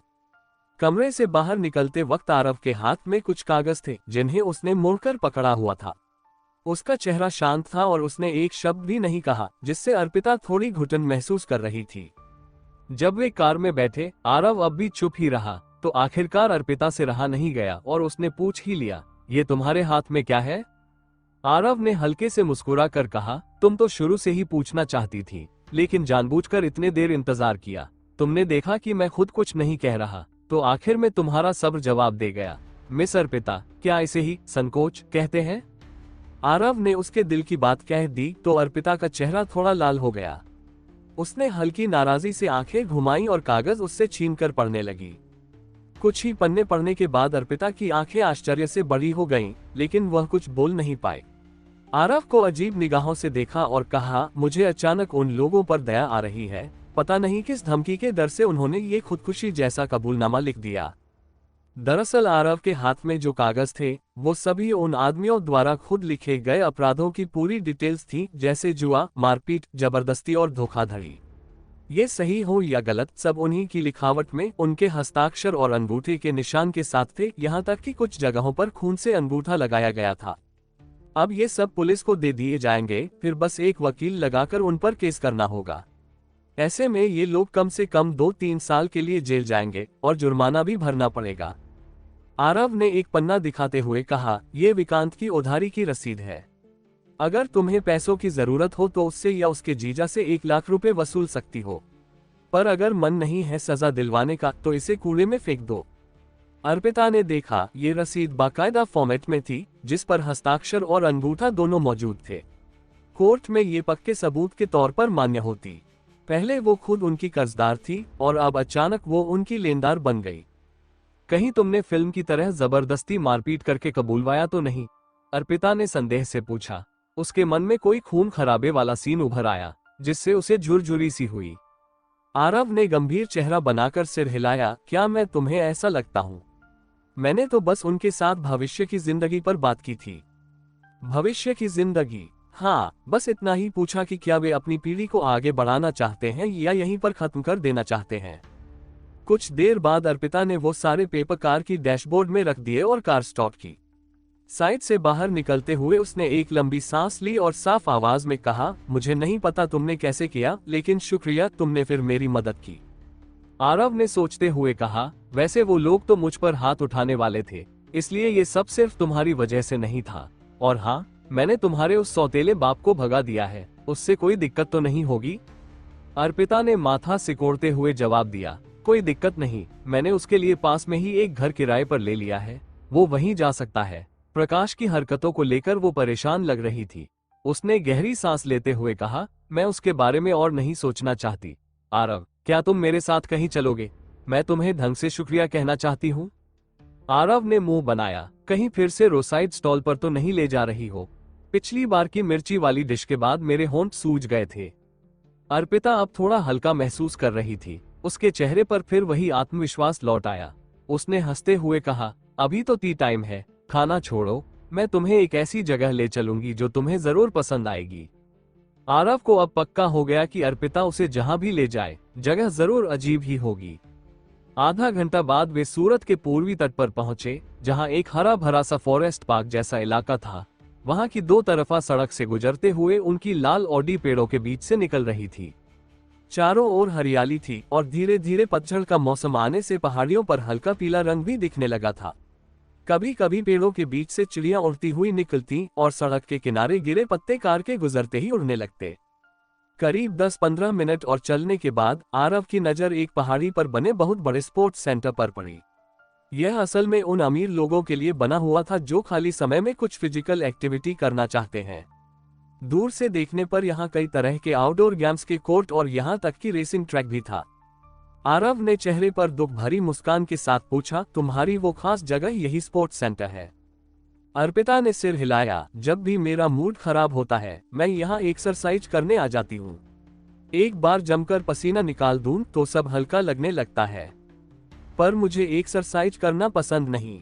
अर्पिता ने हैरानी से पूछा, तुम इतनी अच्छी फाइटिंग करते हो, फिर एक्सरसाइज पसंद नहीं? आरव ने मन में सोचा, फाइटिंग तो जान लेने का खेल है जिसमें महारत मारते मारते आती है, एक्सरसाइज तो बस मेहनत की बर्बादी है। लेकिन जुबान से बोला, मैं तो बस आलसी हूँ, गेम भी ऐसे ही खेलता हूँ जिनमें स्पोर्ट्स ना हो। अर्पिता ने हंसते हुए कहा, तो फिर तुम सेंटर में कहीं बैठकर बस लड़कियों को एक्सरसाइज करते हुए देख लेना, तुम्हें अच्छा लगेगा। यहाँ सच में बहुत सारी सुंदरियां हैं। आरव थोड़ा उत्साहित हो गया। अर्पिता ने तिरस्कार भरी नजर से देखा, हूं, शादीशुदा होकर भी इतनी गंदी सोच। आर्या वाइल्ड फिटनेस सेंटर यहाँ पिछले 20 सालों से है। यहाँ की ज्यादातर वीआईपी महिलाएं बिजनेस वुमन या अमीर घरों की लड़कियां हैं। इसे स्पोर्ट्स सेंटर नहीं, एक टॉप क्लास कंट्री क्लब कहना ज्यादा सही होगा। तो हाँ, यहाँ सुंदरियों की कमी नहीं। आरव ने एकदम गंभीरता से कहा, मैं कोई जिद्दी इंसान नहीं हूँ और मिस अर्पिता की भलाई के लिए हमें अंदर चलना ही चाहिए। अर्पिता सही कह रही थी। आर्या वाइल्ड फिटनेस सेंटर में घुसते ही उनकी आंखों के सामने ढेर सारी लड़कियां थीं जो अलग अलग रंग के हॉट पैंट्स में एक्सरसाइज कर रही थीं। सफेद चमकदार टांगे इधर उधर झूल रही थी। किसी भी आदमी के लिए ये नजारा काफी खुश करने वाला होता। एक्सरसाइज के कारण उनके शरीर पर हल्का पसीना था और परफ्यूम की महक हवा में घुली हुई थी। जो भी पास से गुजरती उसकी खुशबू नाक में उतर जाती। अर्पिता आगे आगे चल रही थी, लेकिन जब उसने पीछे मुड़कर देखा कि आरव बिना किसी शर्म के इधर उधर आंखें घुमा रहा है, तो उसे थोड़ा अजीब लगा। अरे, देखना है तो थोड़ा सभ्य होकर देखो। अगर किसी का बॉयफ्रेंड पास हुआ तो लड़ाई हो सकती है। आरव ने लापरवाही से कहा, क्या लड़ाई होगी? सबसे बुरा ये होगा कि मैं कह दूं कि मैंने देखा ही नहीं, बस बात खत्म। अर्पिता ने आंखें घुमाई और इस बेशर्म इंसान की बातों को अनसुना कर दिया। दोनों आर्या वाइल्ड फिटनेस सेंटर के मेन लॉबी की तरफ बढ़े। लॉबी कांच की बनी थी, जो इसे उजला और मॉडर्न लुक दे रही थी। सिल्वर लोगो और सुंदर बोनसाई पौधों से यह जगह साफ सुथरी और फ्रेश लग रही थी। यहाँ काम करने वाले सभी लड़के लड़कियां स्मार्ट और फ्रेंडली दिख रहे थे। सबने मेपल लीफ वाले टी शर्ट पहने थे और अर्पिता को देखकर मुस्कुराए। एक गेट के पास पहुंचकर एक लड़की ने अर्पिता से पास मांगा। अर्पिता ने एक गहरा लाल कार्ड निकाला और उस लड़की को दिखाया। फिर आरव की ओर इशारा करते हुए बोली, ये मेरा असिस्टेंट है, क्या हम दोनों अंदर जा सकते हैं? लड़की ने मुस्कुराकर कहा, मैम, आपका कार्ड वीआईपी कार्ड है, आप एक दोस्त को साथ ला सकती हैं। आरव ने नाक खुजाए और अर्पिता के पीछे पीछे अंदर आ गया। फिर हल्के तंज में बोला, ऐसा लग रहा है जैसे किसी अमीर मैडम की रखेल बना दिया गया हूं। अर्पिता ने हंसते हुए कहा, तुम्हारा चेहरा तो सफेद भी नहीं है। आरव ने मायूस होकर अपने चेहरे को छुआ और मन ही मन सोचा, इस लड़की ने तो पलकते ही एहसान भूल दिया। तभी एक जानी पहचानी और परिपक्व आवाज आए, मिस अर्पिता, काफी दिन बाद आई। अर्पिता ने पीछे मुड़कर एक सौम्य मुस्कान दी, शायद उसकी आदत थी या फिर पीआर की ट्रेनिंग। आरव ने जैसे ही मुड़कर देखा, उसकी आंखें फटी रह गईं। रोशनी ने भी आरव को देखा और मुस्कुराते हुए कहा, मिस्टर आरव, फिर से मुलाकात हो गई। आरव को रोशनी की उस मुस्कान में बहुत कुछ समझने वाला भाव दिखा, जिससे वह असहज हो गया। पहली बार जब वो मिले थे तो आरव अकेलेपन में किसी के साथ रात बिताना चाहता था, लेकिन रोशनी ने मना कर दिया। दूसरी बार वो रिंकल के ऑफिस में मिले थे और अब कुछ ही दिनों में वह अर्पिता के साथ इस क्लब में आ गया। ऐसी समझदार महिला तो क्या, कोई भी महिला ये सब देखकर कुछ ना कुछ सोच ही लेती। अर्पिता ने हैरानी से पूछा, बॉस रोशनी, आप आरव को जानती हैं? रोशनी ने हल्के हंसी में कहा, बस 2 बार संयोग से मुलाकात हुई थी, ये तीसरी बार है। लगता है हम दोनों की किस्मत में मुलाकातें लिखी हैं। आरव ने झेपते हुए कहा, वाकई बहुत अजीब इत्तेफाक है, इतने सुनसान जगह पर भी मिलना। अर्पिता ने चुटकी लेते हुए कहा, क्या इत्तेफाक?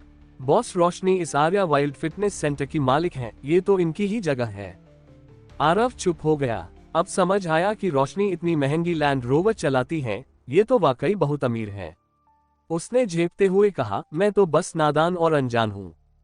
दोनों हसीनाओं ने उसकी हालत देखकर हंस दिया और माहौल थोड़ा हल्का हो गया।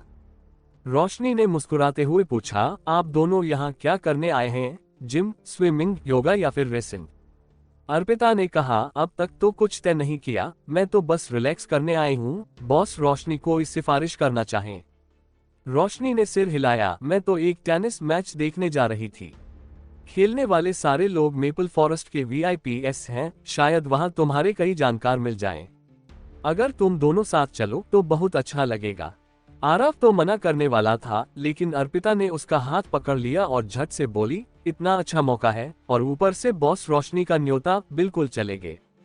कोई रास्ता न होने के कारण आरव थोड़ा उलझन में था जब उसे टेनिस कोर्ट की ओर खींच ले जाया गया। उसने मासूम सा चेहरा बनाते हुए अर्पिता से पूछा, अगर तुम्हें जाना है तो जाओ, मैं कहीं और जाकर एक्सरसाइज कर लूंगा। मैं वीआईपी तो हूं नहीं, ऐसे में मेरा वहां जाना ठीक नहीं होगा। अर्पिता ने उसे घूरते हुए धीमे स्वर में कहा, ऐसा मत सोचो कि मुझे तुम्हारी नीयत समझ नहीं आती। तुम स्विमिंग पूल में जाकर लड़कियों को देखना चाहते हो ना? याद रखो, यहाँ के वीआईपीएस बिजनेस और पॉलिटिक्स की दुनिया के बड़े नाम हैं। और चूंकि तुम श्रृंगार इंटरनेशनल के पीआर हो, तो तुम्हारा इन लोगों से मिलना जरूरी है। हर रिश्ता एक मौका है, अपने बॉस की सलाह याद रखो। आरव ने शांत भाव से कहा, मैं तो बस नाश्ता लाने वाला हूँ, पहले भेड़ों के कबाब बेचता था। ये सब चीजें मुझसे बहुत दूर लगती हैं। ज्यादा दूर नहीं, टेनिस कोर्ट सामने ही है। उद्धरण चिन्ह अल्पविराम अल्पविराम उद्धरण चिन्ह। आर्या वाइल्ड फिटनेस सेंटर वाकई अपने नाम की तरह शानदार था। टेनिस कोर्ट में घुसते ही आरव को ऐसा महसूस हुआ जैसे किसी फुटबॉल स्टेडियम में आ गया हो। ऐसा लग रहा था जैसे वो किसी पश्चिमी देश में हो जहां टेनिस बहुत लोकप्रिय हो, क्योंकि भारत में टेनिस इतना विकसित नहीं है। इतने बड़े मैदान में टेनिस खेलना कुछ खास था। अगर ये टेबल टेनिस होता तो समझ में भी आता। लाल और हरे रंग की सुंदर सतह वाले टेनिस कोर्ट पर पहले से ही कई लोग टेनिस की पोशाक में रैकेट झुला रहे थे। उनमें कुछ सुंदर महिलाएं भी थीं, जिनकी छाती दौड़ते वक्त हिल रही थी, जिसे देखना आकर्षक था। पुरुष एक और खड़े चीयर कर रहे थे, लेकिन कौन सा बॉल देख रहे थे ये समझना मुश्किल था। रोशनी के पीछे पीछे वे दक्षिण पूर्वी कोने के कोर्ट की ओर बढ़े। वहां की सुविधाएं और भी आलीशान थीं, लेजर सीट्स वाला ग्रैंड स्टैंड, ड्रिंक्स सर्व करने वाले अटेंडेंट्स और बैकग्राउंड में धीमी ब्लूज म्यूजिक।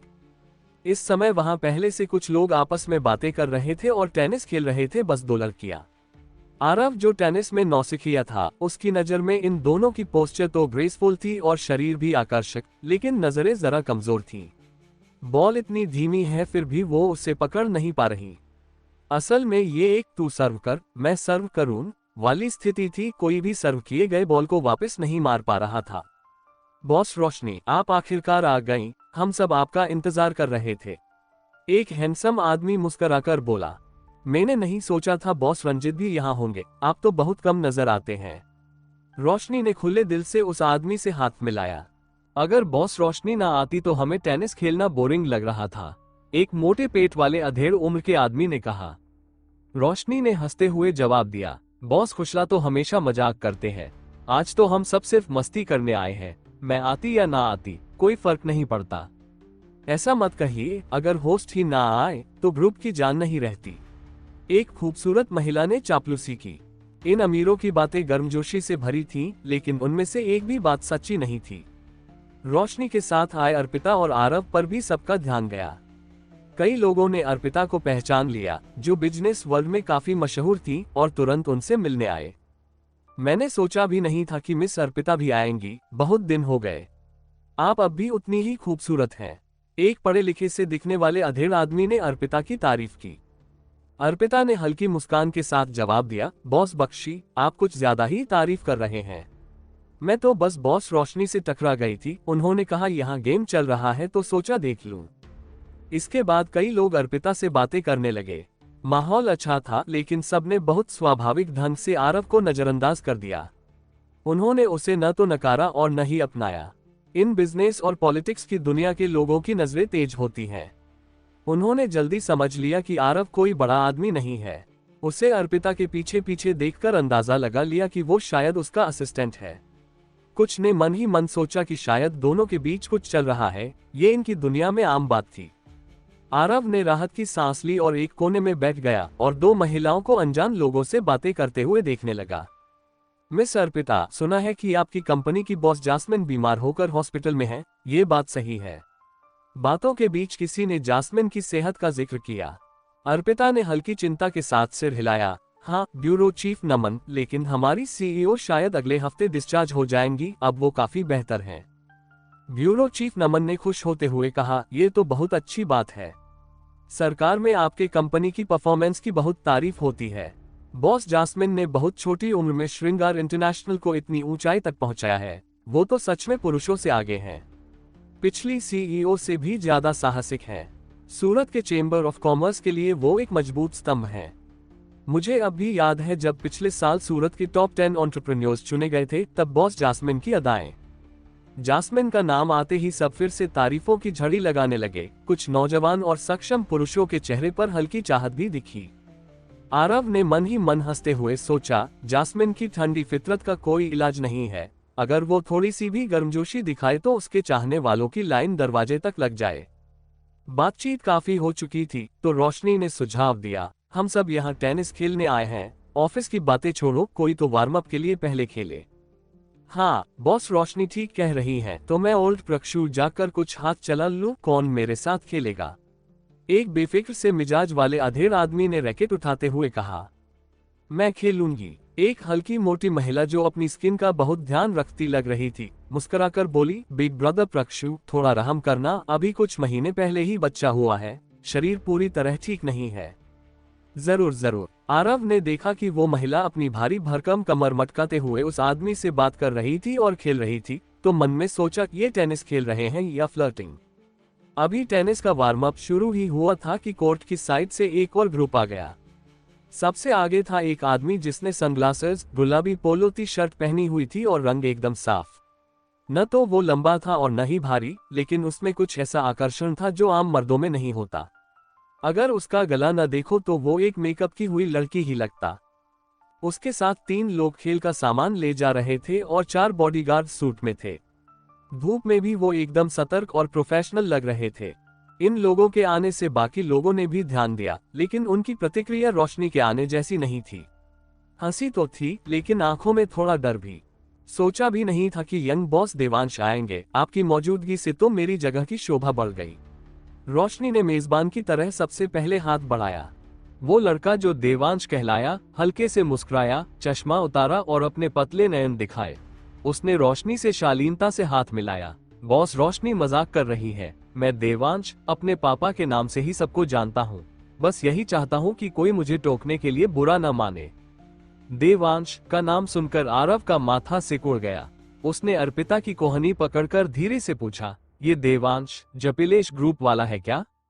अर्पिता ने उसे अजीब नजरों से देखा और मुस्कुराते हुए बोली, वाह, तुम्हें जपिलेश ग्रुप के बारे में भी पता है। लगता है तुम पूरी तरह अनपढ़ नहीं हो। हाँ, ये वही अनमोल का बेटा है, जपिलेश ग्रुप का यंग मास्टर। मैं कहती हूँ इससे दूर ही रहो, वरना खतरा हो सकता है। खतरा? ये तो बड़ा शालीन लग रहा है। आरव ने सोचा, रोज के दुश्मन का बेटा इतना नाजुक सा लड़का होगा, कभी सोचा नहीं था। उसके हाव भाव से तो अंडरवर्ल्ड से कोई लेना देना नहीं लगता। अर्पिता का चेहरा थोड़ा बिगड़ा और उसने धीमे से कहा, मैं जिस खतरे की बात कर रही हूँ वो इसलिए है क्योंकि इसे लड़कियां पसंद नहीं है। तो फिर क्या पसंद है? हाँ, मर्द। आरव के पूरे शरीर में झुरझुरी दौड़ गई। अब समझ आया कि उसने रोशनी जैसी सुंदर महिला को भी छूने की कोशिश नहीं की। ये शालीनता नहीं थी, बल्कि उसे लड़कियों से चिढ़ थी। अर्पिता ने आरव का चेहरा देखा जो ऐसा लग रहा था जैसे उसने चूहे की जहर खा ली हो, तो वह धीरे से हंसते हुए बोली, डर क्यों रहे हो? तुम्हारे जैसे चेहरे को वो देखेगा भी नहीं। लेकिन आरव सुन ही नहीं रहा था, क्योंकि उसे कुछ याद आ गया था। कुछ दिन पहले जब उसने प्रवीण को रात में बचाया था, उसने कहा था कि एक देवांश नाम के आदमी ने उसे बुलवाया था। देवांश नाम का और अभिनव जैसे गैंग लीडर को खुद भेजा किसी को पकड़ने के लिए। इस शहर में ऐसा एक ही इंसान हो सकता है, देवांश। अब चीजें आपस में जुड़ रही थी। कुछ दिन पहले जब आरव का पीछा एक काली होंडा कर रही थी, तो उसे समझ नहीं आया था कि भेजा किसने, लेकिन अब लग रहा है कि उसके पीछे देवांश का हाथ था। जैसे ही देवांश ने कुछ देर बात की, वो अचानक आरव की ओर देखकर प्यारी सी मुस्कान देने लगा। आरव को लगा बस यही होगा, लेकिन देवांश ने कुछ बड़े व्यापारियों से बात करने के बाद बहुत भारी और औरतों की खुशबू के साथ आरव के पास आया और एक औरत की तरह बैठ गया। हेलो मिस्टर, क्या मैं यहाँ बैठ सकता हूँ? देवांश ने कोरियन अभिनेता जैसे चेहरे से पूछा। उसके होंठ पतले और गाल गुलाबी थे। पास से देखने पर उसकी स्किन भी बहुत साफ सुथरी थी।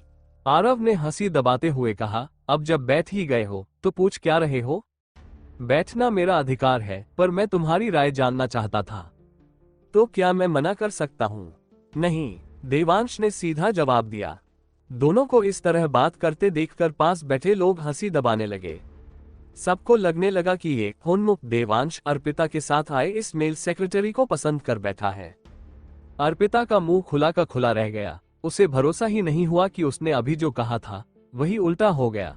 आरव का मुंह देखकर तो वो हंसी रोक ही नहीं पा रही थी। उनकी बातें इतनी धीमी नहीं थी कि बाकी लोग न सुन सके। कुछ लोग पास बैठकर सब सुन ही रहे थे। अब देवांश ने शालीनता से पूछा, आपको क्या कहकर बुलाऊं मिस्टर? मैं देवांश हूँ, जपिलेश ग्रुप का वाइस चेयरमैन। आरव के दिल में एक अजीब बेचैनी हुई। उसने होंठ टेढ़े करके कहा, मेरा नाम अंशु है, श्रृंगार इंटरनेशनल के पीआर डिपार्टमेंट का नंबर 1 पुरुष पीआर। वैसे उस पद के लिए बस 2 ही मर्द दौड़ में हैं। अंशु एक मशहूर comedy film the eagle shooting heroes का नाम है। चाहे जितने भी सीनियर और काबिल एग्जीक्यूटिव क्यों न हो, जब उन्होंने अंशु नाम सुना तो अपनी हंसी नहीं रोक पाए। Film the eagle shooting heroes बहुत मशहूर थी, इसलिए आरव की बात का मतलब सब जल्दी समझ गए। लेकिन हंसते हंसते अचानक सबको समझ आया कि ये मामला सही नहीं लग रहा। सामने जपिलेश ग्रुप का यंग मास्टर देवांश खड़ा था, सूरत के ईस्ट रीजन के अंडरवर्ल्ड का प्रिंस। इस लड़के ने इस आदमी की हंसी उड़ा दी। क्या इसे जीने की कोई ख्वाहिश नहीं? लेकिन अजीब बात यह थी कि देवांश गुस्से में नहीं आया। उसने होठों पर हल्की सी मुस्कान लाकर कहा, मिस्टर आरव मजाक करने में माहिर हैं और मुझे ऐसे मजाकिया आदमी पसंद हैं। उसकी आवाज नर्म और मीठी थी, उसमें थोड़ी शर्म और खुशी भी छिपी थी। आरव को पूरे शरीर में झुरझुरी सी महसूस हुई। उसने पैंट की जेब से एक सिगरेट निकाली, जलाकर एक लंबा कश लिया और फिर बोला, मुझे मर्दों के पसंद किए जाने से चिढ़ है। देवांश ने बिना झिझके जवाब दिया, तुम्हें पसंद किया जाना पसंद नहीं, लेकिन इसका मतलब ये नहीं कि मैं तुम्हें पसंद नहीं कर सकता। आरव ने एक हाथ में सिगरेट पकड़ी हुई थी, उसी हाथ से बालों को पीछे किया। सिगरेट से बाल जलने की भी फिक्र नहीं थी। ये जपिलेश ग्रुप का नर्म नाजुक यंग मास्टर उससे कहीं ज्यादा झंझट वाला निकला। अगर सामने कोई दरिंदा जैसे तगड़ा आदमी होता तो आरव को कोई डर नहीं लगता, मगर ये बंदा तो जैसे रुई का गुच्छा हो, इस पर ताकत चलती ही नहीं। आसपास के मेहमान अपने अपने काम में लग गए थे। टेनिस कोर्ट पर कुछ लोग धीरे धीरे बॉल वॉली कर रहे थे। धूप कोर्ट पर बिखरी हुई थी। आरव ने कमर सीधी की और चुपचाप खड़ा रहा। देवांश उसे घूरता रहा और फिर मुस्कुराकर बोला, मुझे लगता है मिस्टर आरव और मेरे बीच कोई गलतफहमी है, लेकिन मैं ईमानदारी से चाहता हूं कि हम दोस्त बने। क्या मुझे ये मौका मिलेगा? दोस्त, आरव ने हल्के से कहा, तुम्हारा दोस्ती करने का तरीका है किसी के पीछे गाड़ी लगवाना। देवांश ने नकारा नहीं, बस सिर हिलाया। वो बात सही है, लेकिन वो बस एक हादसा था। मुझे नहीं लगा था कि मिस्टर आरव इतनी कड़ी प्रतिक्रिया देंगे, लेकिन मैं वादा करता हूं कि मैं उस बात को आगे नहीं बढ़ाऊंगा। असल में मैंने बस तुम्हारे बारे में थोड़ी जानकारी इकट्ठा करने को कहा था। आरव ने ठंडे स्वर में कहा, मुझे ये सब बिल्कुल पसंद नहीं। देवांश ने बिना डरे उसकी आंखों में देखा और बोला, मिस्टर आरव, मैं वादा करता हूं कि ऐसा फिर कभी नहीं होगा। मुझे लगता है आप एक बड़े दिल वाले इंसान हैं और मेरी एक गलती को माफ कर देंगे। अब जब सामने वाला मिस्टर आरव कहकर इतना सम्मान दे रहा था, तो आरव भी गाली देने की हालत में नहीं था। उसने बस उदासीनता से सिर हिलाया, ठीक है, छोड़ लो, मुझे भी फालतू की मुसीबत पालने का मन नहीं है। तो फिर दोस्ती के नाम पर क्या मेरे साथ एक टेनिस मैच खेलोगे? देवांश ने पूछा। मैंने कभी खेला नहीं। कोई बात नहीं, जरूरी दोस्ती है, पॉइंट्स नहीं। देवांश की बात का कोई जवाब बनता ही नहीं था। मजबूरी में आरव ने लंबी सांस ली, रोशनी के पास गया और बोला, बॉस रोशनी, एक टेनिस रैकेट देना। रोशनी लगातार उन दोनों की बातों पर ध्यान दे रही थी। भले ही वो शब्द नहीं सुन पाई, मगर उसने अंदाजा लगा लिया था कि ये दोनों पहले से एक दूसरे को जानते हैं। उसने बिना कुछ कहे स्टाफ को इशारा किया और आरव को एक स्टैंडर्ड रैकेट लाकर दिया गया। देवांश के लोगों ने भी झट से एक गुलाबी रंग का रैकेट निकाल लिया, जो उसके शर्ट के रंग से मैच करता था। इस रंग की पसंद किसी को अजीब नहीं लगी, क्योंकि सब जानते थे कि देवांश को मर्द पसंद है और वो फेमिनिन स्टाइल अपनाता है। जब आरव और देवांश एक साथ कोर्ट पर पहुंचे तो वहां खेल रही दो लड़कियां शराफ्त से हट गईं। बहुत से बिजनेसमैन और नेता लोग सोच में पड़ गए, ये आरव आखिर है कौन? अगर ये देवांश से इतनी आसानी से बात कर रहा है और उसके साथ टेनिस भी खेल रहा है, तो शायद ये कोई बड़ा आदमी है। क्या ये किसी और बड़े शहर के किसी रईस खानदान का वारिस है? अरे! आरव कोर्ट के पास खड़ी अर्पिता के पास गया, जो दूसरों से बात कर रही थी, और पूछा, मिस अर्पिता, टेनिस कैसे खेलते हैं?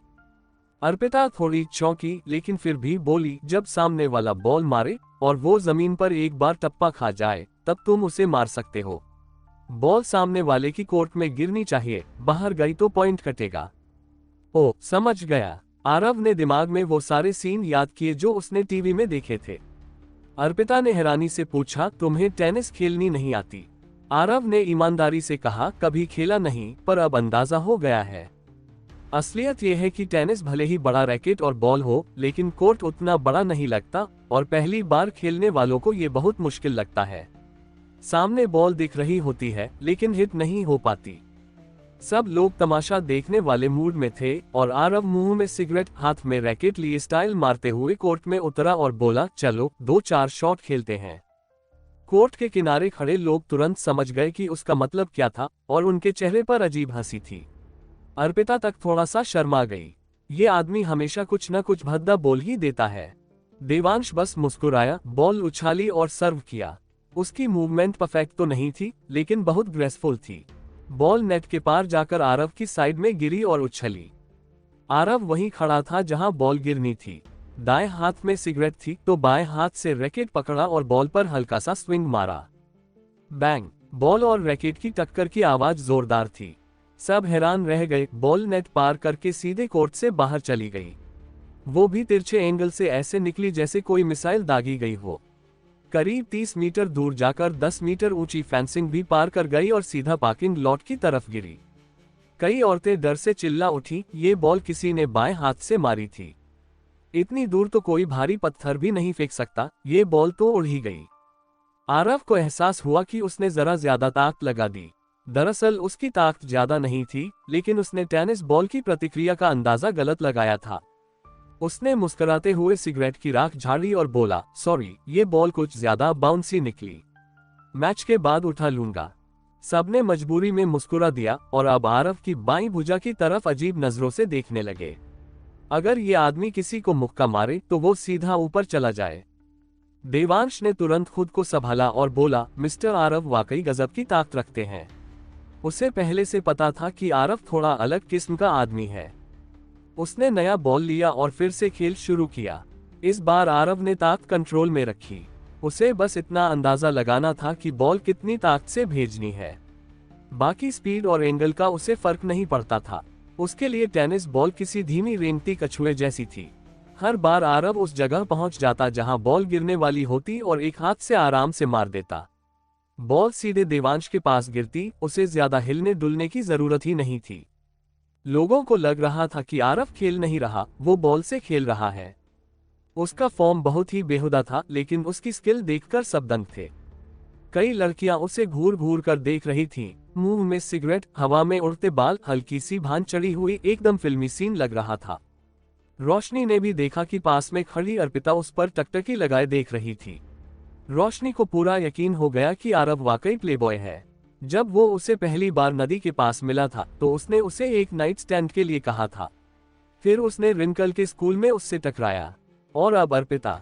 रिंकल तो भोली लड़की थी, चलो मान लिया, लेकिन पीआर प्रोफेशनल और शानदार एडमिनिस्ट्रेटर अर्पिता भी फंस गई। रोशनी सोचने लगी कि आखिर ऐसा क्या है आरव में जो अलग अलग तरह की बेहतरीन लड़कियों को खींच लाता है। अब जब वो इस बेहुदे फॉर्म में भी बॉल को एकदम सटीक भेज रहा था तो रोशनी को समझ आने लगा, ये आदमी दूसरों से सचमुच अलग है। आरव को नहीं पता था कि अर्पिता उसे किस नजर से देख रही है, और ये भी नहीं कि रोशनी ने उसे ब्लैकलिस्ट कर दिया है। उसे बस ये दिख रहा था कि देवांश अब बॉल लौटा पाने की हालत में नहीं है। जब अगली बॉल आई तो आरव ने सीधे हाथ से उसे पकड़ लिया, सिगरेट नीचे फेंकी और बोला, और खेलेगा। देवांश पसीने से तरबतर, घुटनों पर हाथ रखे झुका हुआ बोला, नहीं, अब नहीं। तो फिर मैं जा रहा हूं। आरव का अब यहाँ एक पल भी रुकने का मन नहीं था। वैसे भी रोज की वजह से देवांश उसका दुश्मन था, और ये दुश्मन उसे लुभावनी मुस्काने दे रहा था, क्या ही सहन करता। देवांश घबरा गया और हांफते हुए बोला, मिस्टर आरव, एक मिनट। क्या मुझे आपको डिनर पर बुलाने का सौभाग्य मिलेगा? अपनी बहन को बुला। आरव के दिमाग में जैसे ही मोमबत्ती की रोशनी में देवांश के साथ कैंडल लाइट डिनर का सीन आया, जिसमें वो सामने से फ्लटिंग नजरों से उसे देख रहा हो, उसके रोंगटे खड़े हो गए। वो सीधा अर्पिता के पास गया, उसका हाथ पकड़ लिया और बोला, चलो, भूख लगी है, कुछ खाते हैं। बोलते ही उसने अर्पिता को जवाब देने का भी मौका नहीं दिया और उसे खींचकर बाहर ले गया। आरव की पकड़ और उसकी गर्म हथेली को महसूस करके अर्पिता का चेहरा लाल हो गया। उसका दिल तेज तेज धड़कने लगा, लेकिन उसने अपना हाथ छुड़ाने की कोशिश नहीं की। वो बस पीछे मुड़ी और बाकी लोगों को जल्दी से गुड बाय बोलकर आरव के साथ बाहर निकल गई। देवांश के आदमी उसे पकड़कर साइड में ले गए। उनमें से एक बोला, यंग मास्टर, वो आरव आपकी कद्र नहीं कर रहा था, क्या कुछ भाइयों को भेजे उसे एक छोटा सा तोहफा देने? देवांश ने उसे गुस्से से देखा, जिससे वो आदमी डर के मारे कांप गया। आरव मेरा दोस्त है, वो सच्चा मर्द है, आगे से अगर किसी ने उसके खिलाफ कुछ कहा तो बर्दाश्त नहीं करूंगा। जी यंग मास्टर। देवांश ने उस दिशा में देखा जिधर आरव गया था, और फिर उसके चेहरे पर फिर वही मोहब्बत भरी मुस्कान लौट आई। जब वे दोनों आर्या वाइल्ड फिटनेस सेंटर से बाहर निकले तो भागने की वजह से अर्पिता की सांसें फूल रही थीं। आरव अब भी उसका हाथ थामे हुए था, जिसे देखकर अर्पिता ने हल्की खांसी की एक्टिंग की। ये कहना मुश्किल था कि वो शर्मा रही थी या थकान की वजह से उसका चेहरा इतना लाल था। आरव ने अनजान बनने का नाटक करते हुए पूछा, क्या हुआ? गला खराब हो गया क्या, मिस अर्पिता? अर्पिता ने उसे घूरते हुए कहा, अपना सुअर वाला पंजा हटाओ। आरव बिना जरा भी शर्माए हंसा, लेकिन उसने उसका सफेद मुलायम हाथ छोड़ दिया। हालांकि वो हाथ पकड़ने का एहसास बहुत अच्छा था। उसने मजाक में समझाया, मिस अर्पिता, आपकी बात गलत है। सुअर के पंजे ऐसे मुड़कर किसी का हाथ पकड़ ही नहीं सकते। अर्पिता जानती थी कि इस आदमी से बहस में जीतना नामुमकिन है, इसलिए वो कुछ कहे बिना सीधे अपनी कार की तरफ बढ़ गई। जब दोनों वापस जाने के रास्ते में थे, आरव ने पीछे मुड़कर देखा कि कहीं कोई उनका पीछा तो नहीं कर रहा। जब सब साफ था तो उसने राहत की सांस ली। अर्पिता ने हल्की मुस्कान के साथ कहा, तो ये मोटी चमड़ी वाला आदमी भी किसी से डरता है? क्या डर है कि देवांश तुम्हारे पीछे आ जाएगा? सच कहें तो आरव को वही डर था कि वो लड़कियों जैसा दिखने वाला लड़का कहीं पीछा न करने लगे। उसने झेपते हुए हंसकर कहा, मिस अर्पिता वाकई बहुत समझदार है, इतना गहरा मुद्दा भी पकड़ लिया। अर्पिता ने गाड़ी की वॉल्यूम कम करते हुए कहा, घबराओ मत, वो भले ही अंडरवर्ल्ड में पैदा हुआ हो, लेकिन हमारी सोसाइटी में उसकी छवि बहुत ही विनम्र और सादगी भरी है। उसमें किसी भी बड़े खानदान के बिगड़े हुए वारिस जैसी बात नहीं है। वो कभी जबरदस्ती नहीं करता। आरव ने बड़बड़ाते हुए कहा, तुम्हारी बातों से तो वो बहुत भला इंसान लग रहा है। अर्पिता ने फिर कहा, देखो, ऐसा नहीं है कि वो हमेशा सीधा और शरीफ रहेगा। अगर वो सच में इतना सीधा होता तो लोग उससे डरते ही क्यों? मैं बस इतना कह रही हूँ कि अगर तुम उसे उकसाओगे नहीं और उसकी हदें पार नहीं करोगे तो देवांश बहुत अच्छे से पेश आता है। यही बात उसे उसके बाप से अलग बनाती है। आरव ने पूछा, तुम अनमोल से भी मिल चुकी हो? अर्पिता ने ऐसे देखा जैसे वो कोई बेवकूफी वाला सवाल पूछ रहा हो। बिल्कुल। जपिलेश ग्रुप कोई छोटा मोटा बिजनेस नहीं है, पब्लिक इवेंट्स में उनसे मिलना आम बात है। लेकिन सच कहूं तो वो बुरा आदमी बिल्कुल बिजनेसमैन जैसा नहीं लगता। चाहे उसने अपनी छवि बदलने की कितनी भी कोशिश की हो, हर बार उसे देखकर ऐसा लगता है जैसे वो अंधेरे में घिरा हुआ हो। एक अजीब सी उदासी और डरावनी ऊर्जा होती है उसमें। आरव सोचने लगा, ये तो होना ही था, तभी तो वो ईस्ट रीजन का अंडरवर्ल्ड सम्राट कहलाता है। इसी बात पर अर्पिता थोड़ी देर चुप रही, फिर बोली, आज मेरी मदद करने के लिए तुम्हें एक मौका देती हूँ, खाने की जगह तुम चुनो। आरव को लगा अब उसे अजीब अजीब जगहों पर अर्पिता के पीछे नहीं जाना पड़ेगा। उसने सोचते हुए कहा, मैं हॉटपॉट खाना चाहता हूँ। अर्पिता ने उसे एक नजर देखा, अभी तो ठंड का मौसम भी नहीं है, हॉटपॉट क्यों? इतनी गर्मी में तो चेहरे पर फोड़े निकल आएंगे। आरव ने दुखी होकर पूछा, तुमने तो कहा था मैं जगह चुन सकता हूँ, फिर अब क्या खाओगी तुम? अर्पिता ने कहा, रोड साइड स्टॉल पर चलेंगे। आरव चौंका, फिर से रोड साइड स्टॉल? बड़ी बहन, तुमने तो कहा था कि मुझे चुनने का मौका दे रही हो। अर्पिता ने नाक से सुगंध कारते हुए कहा, मौका दिया था, अधिकार नहीं। तुम जो जगह चुने थे वो मैं खारिज कर चुकी हूँ। अब चलो रोड साइड स्टॉल पर। आरव ने आंखें बंद कर ली। ये औरत तो बिल्कुल जालिम है। आधा घंटा बाद आरव दुखी मन से अर्पिता के सामने से सारोही के रोड साइड स्टॉल में बैठा था। टेबल पर तरह तरह की सेचवान डिशेज रखी थीं, जिन पर पड़े हुए लाल मिर्च के रंग से ही आरव का पसीना छूटने लगा। क्योंकि अभी वक्त थोड़ा जल्दी था, स्टॉल पर ज्यादा भीड़ नहीं थी। पिछली बार के मुकाबले यहाँ थोड़ा सन्नाटा था। पतझड़ की शुरुआत की ठंडी हवा चल रही थी, जिसमें हल्की ठंडक थी। अर्पिता ने सफेद शराब का एक घूंट लिया और फिर आरव को देखा, जो ऐसा लग रहा था जैसे किसी ने उस पर जुल्म किया हो। उसने नाराजगी से कहा, ये क्या मुंह बनाया है? मैं तुम्हें खाना खिला रही हूँ और तुम्हारा चेहरा ऐसा है जैसे किसी ने जबरदस्ती बिठा दिया हो। आरव ने माथे से पसीना पोंछते हुए कहा, तुम्हारे जैसे लोग बचपन से तीखा खाते आ रहे हो, पर मैं तो विदेश में रहा हूँ, वहाँ इतना स्पाइसी खाना नहीं मिलता था। अर्पिता ने चुटकी लेते हुए कहा, ओह हाँ, मैं तो भूल ही गई कि मेरे सामने एक विद्वान बैठे हैं जिन्होंने विदेश से पढ़ाई की है। मैं तो बस एक छोटे गांव की जंगली लड़की हूँ। आरव ने इस बार बहस करने का मन नहीं बनाया, लेकिन अचानक कुछ याद आया। उसने गंभीर होते हुए पूछा, तुम अपने सौतेले बाप प्रकाश से कैसे निपटने वाली हो? पहले मैं नहीं समझ पाया कि तुम पिछले कुछ दिनों से परेशान क्यों थी, लेकिन अब लग रहा है कि उसी आदमी की वजह से तुम सिरदर्द में हो। अगर मेरी जरूरत हो तो बस बोल देना, मैं तो वैसे भी फ्री हूँ। अर्पिता की चॉपस्टिक्स थम गईं। उसने सीधा आरव की ओर देखा और पूछा, तुम ये देख रहे थे कि मैं उदास हूँ या नहीं? अरे, आरव थोड़ा झेप गया। वो कैसे कहता कि जब भी अर्पिता ऑफिस में चलती थी, वो चोरी छिपे उसे देखता रहता था, खासकर उसका। खैर, उसने जल्दी से कहा, ऑफिस में बाकी लोग कह रहे थे कि तुम कुछ परेशान लग रही हो, वहीं से मुझे पता चला। अर्पिता की आंखों में थोड़ी निराशा दिखी। फिर धीरे से बोली, याद है पिछली बार जब हम यहाँ आए थे तो मैंने एक फोन कॉल रिसीव किया था। हाँ याद है। आरव को वो रात अच्छे से याद थी जब अर्पिता ने उसे जबरदस्ती गले लगाया था। वो कॉल मेरी माँ की थी। उन्होंने बताया कि प्रकाश सूरत में नौकरी ढूंढने आना चाहता है और चाहता था कि मैं उसकी मदद करूं। लेकिन असल में वो यहाँ नौकरी करने नहीं आया था। उसने हमारे गांव में ढेर सारा कर्ज चढ़ा रखा था और अगर मैं उसका कर्ज नहीं चुकाती तो अब तक उसे पीट पीट कर मार डाला गया होता। वहां उसकी इज्जत वैसे ही खत्म हो चुकी थी, इसलिए वो भागकर सूरत आ गया। आरव ने पूछा, तुम्हें पता था कि वो ऐसा इंसान है, फिर भी तुमने उसे यहाँ आने क्यों दिया? अर्पिता ने उल्टा सवाल किया, क्या तुम्हें एक थोड़ी लंबी कहानी सुनने में परेशानी होगी? आरव ने कहा, अगर अगली बार तुम मुझे यहाँ खाने नहीं लाओगी तो मैं तुम्हारी पूरी बात ध्यान से सुनूंगा। नामुमकिन। अरे, आरव ने हारा हुआ सा मुस्कुराते हुए कहा, तो फिर तुम बोलो।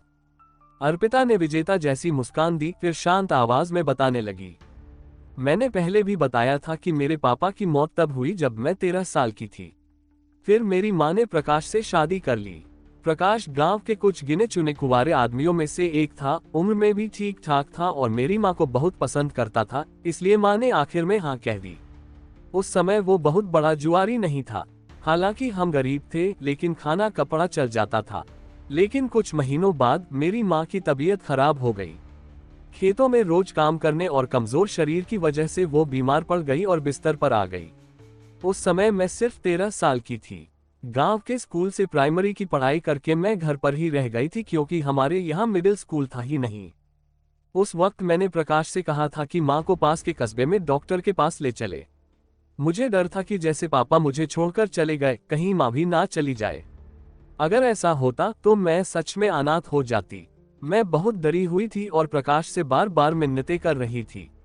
उस समय तक मैंने उसे कभी पापा नहीं कहा था, लेकिन उस दिन मैंने उसे बार बार पापा पापा कहकर पुकारा।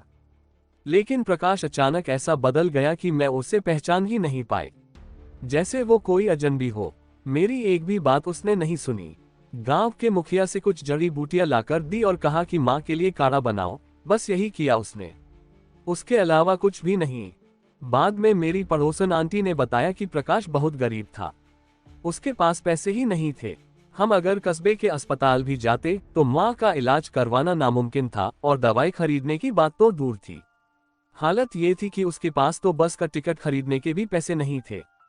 यहाँ तक कहते कहते अर्पिता की आवाज भर्रा गई, उसकी आंखें भीग गईं। उसने खुद को एक छोटा सा पैक डालकर सफेद शराब पी ली। आरव ने हिचकते हुए पूछा, तो फिर तुम्हारी माँ? अर्पिता ने जवाब दिया, बाद में माँ की तबीयत थोड़ी संभली। मुझे नहीं पता ये ऊपर वाले की दया थी या मुखिया चाचा की जड़ी बूटी का असर, लेकिन उस बीमारी के बाद माँ बहुत बुरी सी लगने लगी। उस समय मैं अब भी बहुत डरी हुई थी। सोचती रहती थी, अगर माँ दोबारा बीमार हुई और हमारे पास पैसे नहीं हुए तो क्या होगा। मैं ज्यादा सोचने की हिम्मत ही नहीं करती थी। बस एक ही बात मन में थी, किसी भी हालत में माँ को डॉक्टर दिखाने लायक पैसे होने चाहिए। आरव थोड़ा समझ गया और पूछा, तो तुम अकेले सूरत आई? अर्पिता ने सिर हिलाया, फिर खुद पर हंसते हुए बोली, तुम्हें ये सब बहुत अजीब नहीं लगता? बहुत बेवकूफी भरा। एक 14 साल से भी छोटी लड़की जो जबरदस्ती खुद को बहुत समझदार दिखाने की कोशिश कर रही थी, लेकिन हकीकत में उसे कुछ नहीं पता था। बस ट्रेन में चढ़कर सूरत चली आई, सिर्फ इस सोच में कि माँ के लिए डॉक्टर के पैसे जुटा सकूं।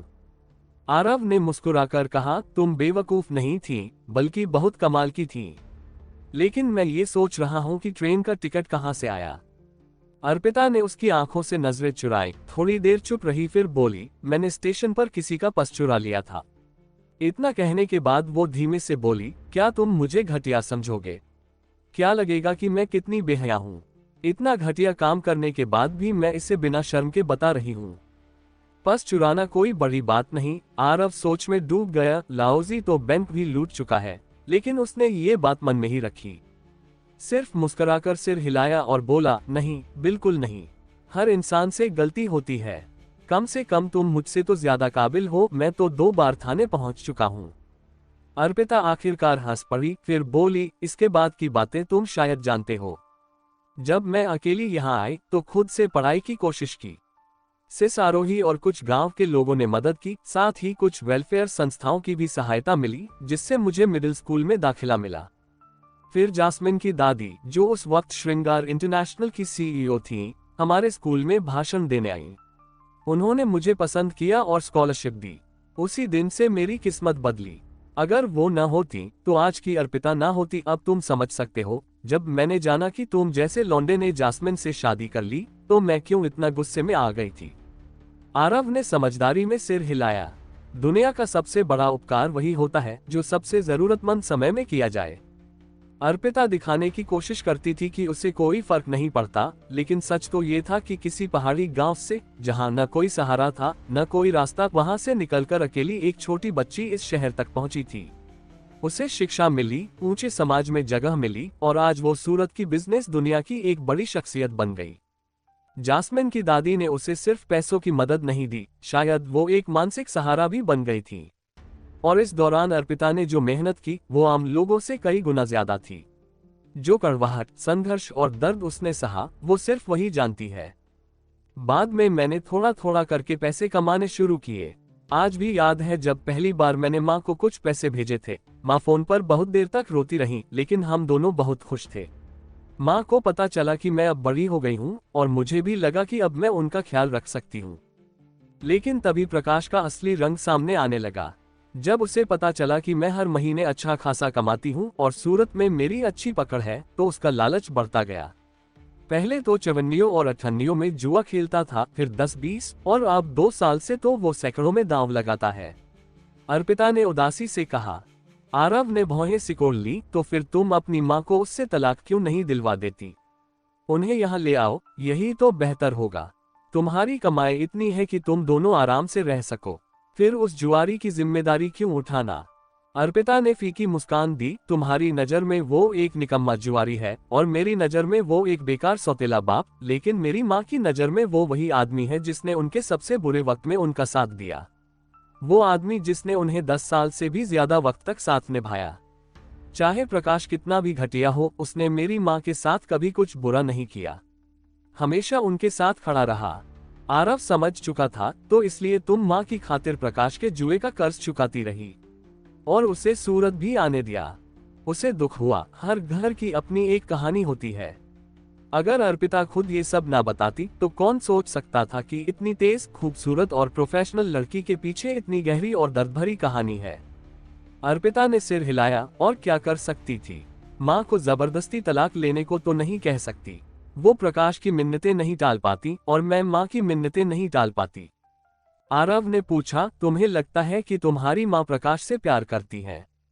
अर्पिता थोड़ी देर चुप रही, फिर बोली, अगर प्यार नहीं होता तो इतनी गरीबी में उस वीरान जगह पर उसके साथ क्यों रहती?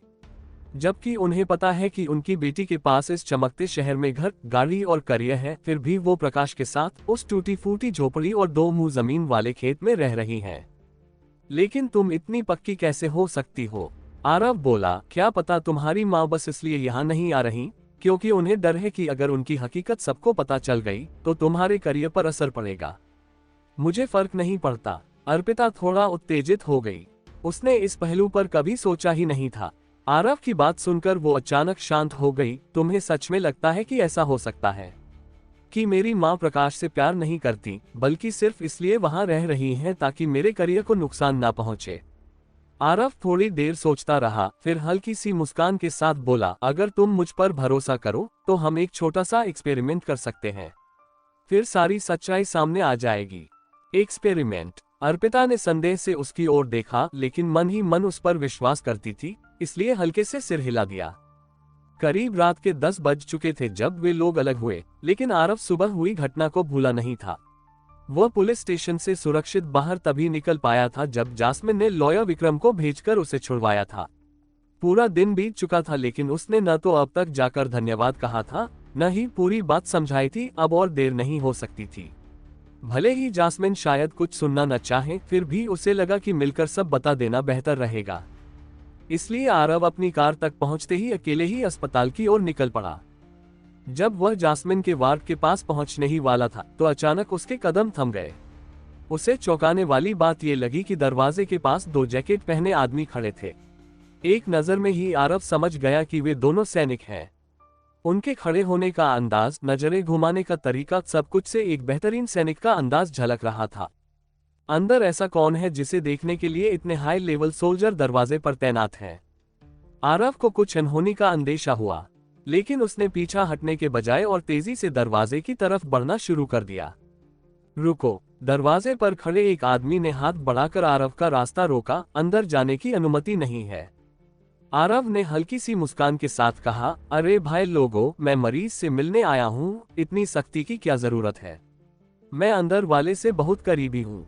यकीन नहीं हो तो दरवाजा खोलो, सामने आते ही सब साफ हो जाएगा।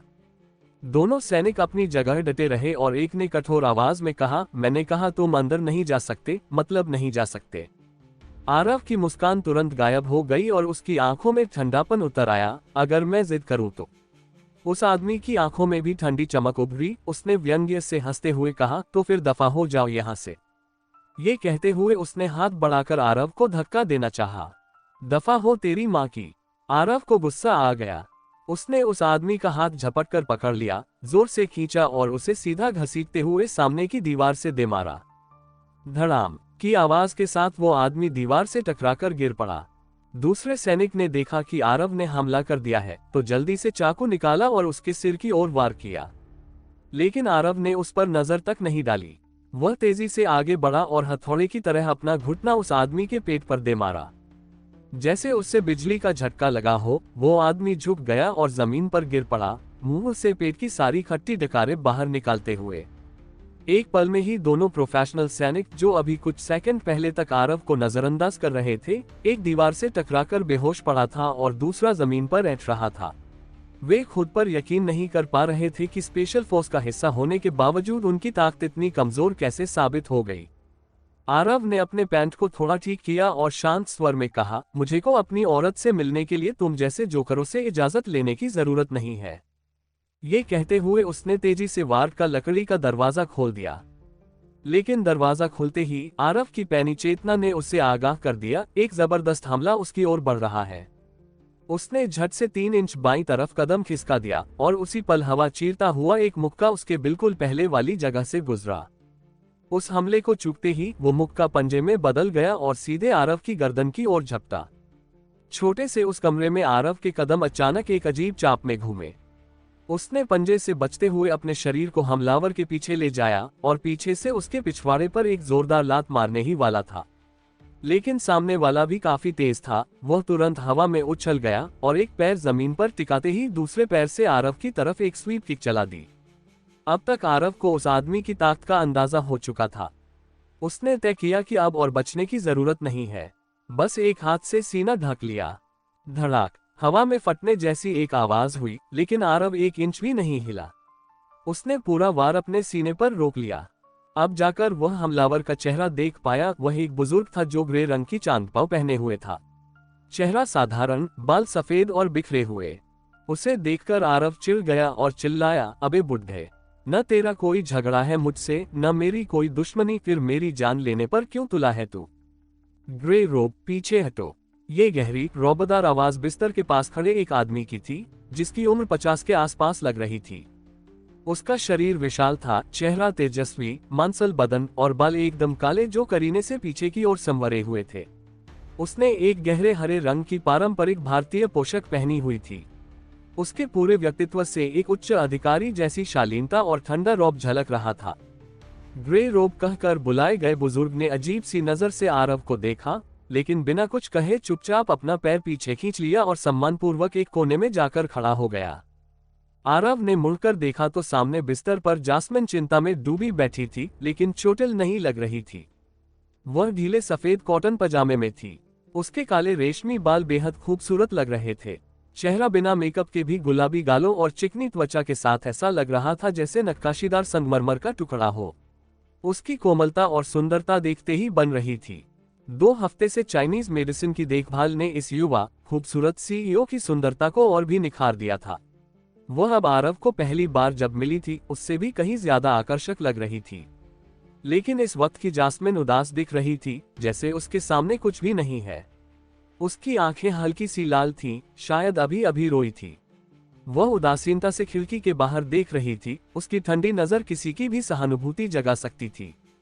तुम ही आरव हो? गहरे स्वर में उस आदमी ने पूछा जिसने पारंपरिक भारतीय पोशाक पहनी थी। आरव को अब तक पूरी बात समझ नहीं आई थी, लेकिन ये तो साफ था कि जब ग्रे रोब जैसा ताकतवर आदमी उसका माथा था, तो इस शख्स की हैसियत कोई छोटी नहीं हो सकती। आरव ने सिर हिलाया। आप हैं? मैं जास्मिन का दादा हूँ, मेरा नाम सावन शेखावत है। सावन, जास्मिन का दादा। हालांकि ये आदमी उम्रदराज लग रहा था, लेकिन आरव ने नहीं सोचा था कि यह जास्मिन का दादा हो सकता है। उसे याद आया कि पिछली बार जब आराध्या अस्पताल आई थी, तब उसने इस आदमी का जिक्र किया था।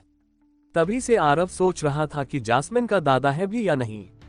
उसने कभी नहीं सोचा था कि आज उसका सामना होगा। ये नहीं है। अचानक जास्मिन ने लाल आंखों के साथ पलटकर आरव से कहा, ये मेरा दादा नहीं है, मैं इसे जानती तक नहीं। आरव, जल्दी से इसे बाहर निकालो, मुझे ये नहीं देखना। इस बार आरव हैरान रह गया। ये क्या चल रहा है? सावन की भौहें सिकुड़ गईं, उसकी आंखों में एक दर्द था। वह दुखी स्वर में बोला, जास्मिन, क्या तुम अपने दादा से इतनी नफरत करती हो? इतना कि मुझे देखने तक की इजाजत नहीं दोगी? मैं एक बार और कह रही हूं, तुम मेरे दादा नहीं हो। और वैसे भी तुम मुझे देख चुके हो, अब जा सकते हो। जास्मिन ने बिना उसकी ओर देखे ठंडे स्वर में कहा।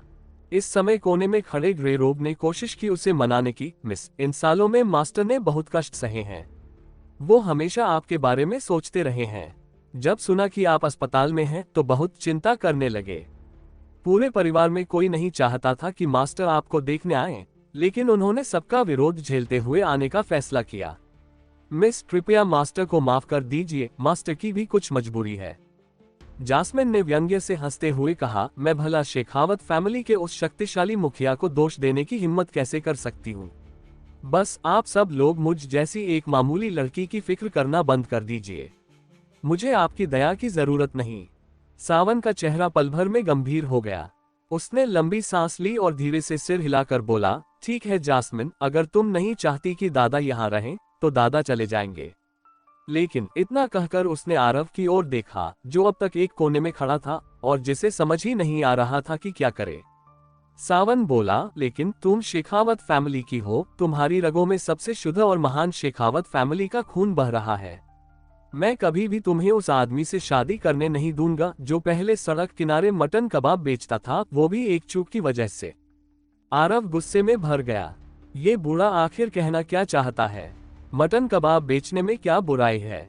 ऐसा तो नहीं कि मैं अपनी देह बेच रहा था, मैं मटन कबाब बेचता था और मुझे उस पर गर्व है।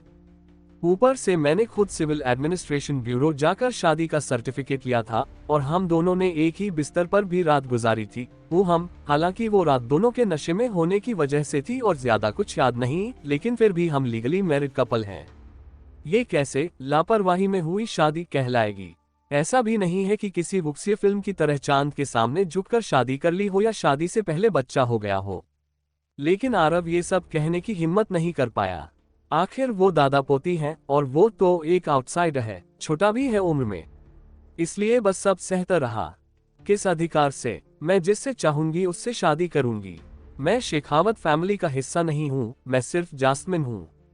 इस घिनौनी शेखावत उपाधि को छोड़कर मेरा तुम लोगों से कोई संबंध नहीं। जास्मिन गुस्से में आकर बोल पड़ी। सावन का चेहरा बर्फ की तरह सख्त हो गया। तुम मानो या ना मानो, पर तुम्हें तलाक लेना ही होगा। शेखावत फैमिली की कोई बेटी किसी ऐसे आदमी से शादी नहीं कर सकती जो सड़क पर मटन कबाब बेचे। ऐसा मजाक शेखावत फैमिली में नहीं हो सकता। मजाक? जास्मिन ने हंसी दी जो उसकी हड्डियों तक से निकली लग रही थी। तो फिर तुम और दादी का रिश्ता भी क्या कोई मजाक था? चुप रहो। सावन इतना गुस्से में आ गया जैसे किसी ने शेर की पूंछ पर पैर रख दिया हो। उसने हाथ उठाया जैसे थप्पड़ मारने ही वाला हो, लेकिन हाथ उठाते ही उसका पूरा शरीर कांप गया और फिर उसने वो हाथ धीरे से नीचे कर लिया। उसकी आंखों में एक जटिल भाव था। वह बोला, तुम्हारी दादी के साथ मैंने ही गलती की थी और वही मेरी जिंदगी की सबसे बड़ी पश्चाताप है। इसलिए ही मैं तुम्हारा ध्यान रखना चाहता हूँ। मैं शेखावत फैमिली के खून को किसी मटन कबाब बेचने वाले से मिलते हुए नहीं देख सकता। ये बताना मेरे लिए सम्मान की बात है कि अब बहुत देर हो चुकी है, जास्मिन ने हंसी के साथ कहा। ये हंसी उस पर थी या खुद पर, कहना मुश्किल था। सावन की आंखें फटी की फटी रह गईं। वह आरव की ओर इस तरह देखने लगा जैसे उसकी आंखों से बिजली निकल रही हो। कांपती आवाज में उसने पूछा, तुमने क्या कहा? तुम दोनों ने? वरना मैंने उससे शादी क्यों की होती? जास्मिन ने मुस्कान रोके हुए जवाब दिया। आरव जो एक कोने में खड़ा था थोड़ा झेप गया, मासूमियत से मुस्कुराया और अपनी नाक खुजाने लगा। ये औरत भी ना, दादा के सामने ऐसी बात करने की क्या जरूरत थी? उसे नहीं पता कि उसका पति शर्मिला है, लेकिन बाकियों के लिए ये कोई हंसी की बात नहीं थी। सिर्फ सावन ही नहीं, ग्रे रोब भी सदमे में आ गया था और उसे होश में आने में काफी वक्त लगा। सावन ने चुप बैठी जास्मिन की ओर देखा, फिर आरव को घूरते हुए कहा, मैंने कभी नहीं सोचा था कि ऐसा हो जाएगा। लेकिन आरव, मैं उम्मीद करता हूँ कि तुम जास्मिन के साथ कभी कुछ गलत मत करना, वरना मैं तुम्हें छोड़ूंगा नहीं। आरव को पहली बार अपने लिए कुछ ठीक सुनने को मिला, लेकिन उसे सुनकर भी थोड़ी बेचैनी हुई। वो तो इस पर निर्भर करता है कि ये मुझे मौका देती है या नहीं। सावन गंभीर स्वर में बोला, शेखावत फैमिली का कड़ा नियम है, चाहे लड़का हो या लड़की, जीवन भर एक ही जीवन साथी। तुम्हें जास्मिन का अच्छे से ध्यान रखना ही होगा, तुम्हारे पास कोई और रास्ता नहीं है। आरव ने चुपचाप जास्मिन की ओर देखा और अचानक कुछ समझ में आ गया। इस औरत ने मुझसे शादी इसलिए की थी। वो कॉन्ट्रैक्टेड मैरिज बस एक बहाना था। वह बाहर से भले शेखावत फैमिली को ना माने, लेकिन अंदर से अब भी वैसा ही बर्ताव करती है। ये मामला तो पूरी तरह विरोधाभास से भरा है। आरव अंदर से बहुत उलझन में था। उसके आसपास सिर्फ एक औरत नहीं थी, इसलिए उसने हल्के से जवाब दिया, ये आपके परिवार का नियम है, मेरा इससे कोई लेना देना नहीं। सावन की आंखों में आग सी जलने लगी। कुंफू आने से ये मत समझना कि मैं कुछ नहीं कर सकता। अगर तुमने जास्मिन को कोई दुख पहुंचाया तो सबसे पहले मैं तुम्हारे सामने खड़ा हो जाऊंगा। बिस्तर पर बैठी जास्मिन ने ठंडी नजर से आरव को देखा। आरव, और कुछ मत बोलो, इन्हें जल्दी से बाहर निकालो। मुझे निकालने की जरूरत नहीं, मैं खुद जा रहा हूँ। सावन ने आरव को गहरी नजरों से देखा, फिर ग्रे रोब के साथ कमरे से बाहर निकल गया। जो दो आदमी जमीन पर पड़े हुए थे वे भी लड़खड़ाते हुए उठे और उनके पीछे चल दिए। वे वहां एक पल भी रुकना नहीं चाहते थे। अब कमरे में सिर्फ आरव और जास्मिन रह गए। उन्होंने एक दूसरे की ओर देखा, लेकिन अब उनके बीच की हवा अजीब सी हो गई थी। आज के लिए इतना ही दोस्तों, बाकी के एपिसोड के लिए सब्सक्राइब करें हमारी चैनल ऑडियो तुम को।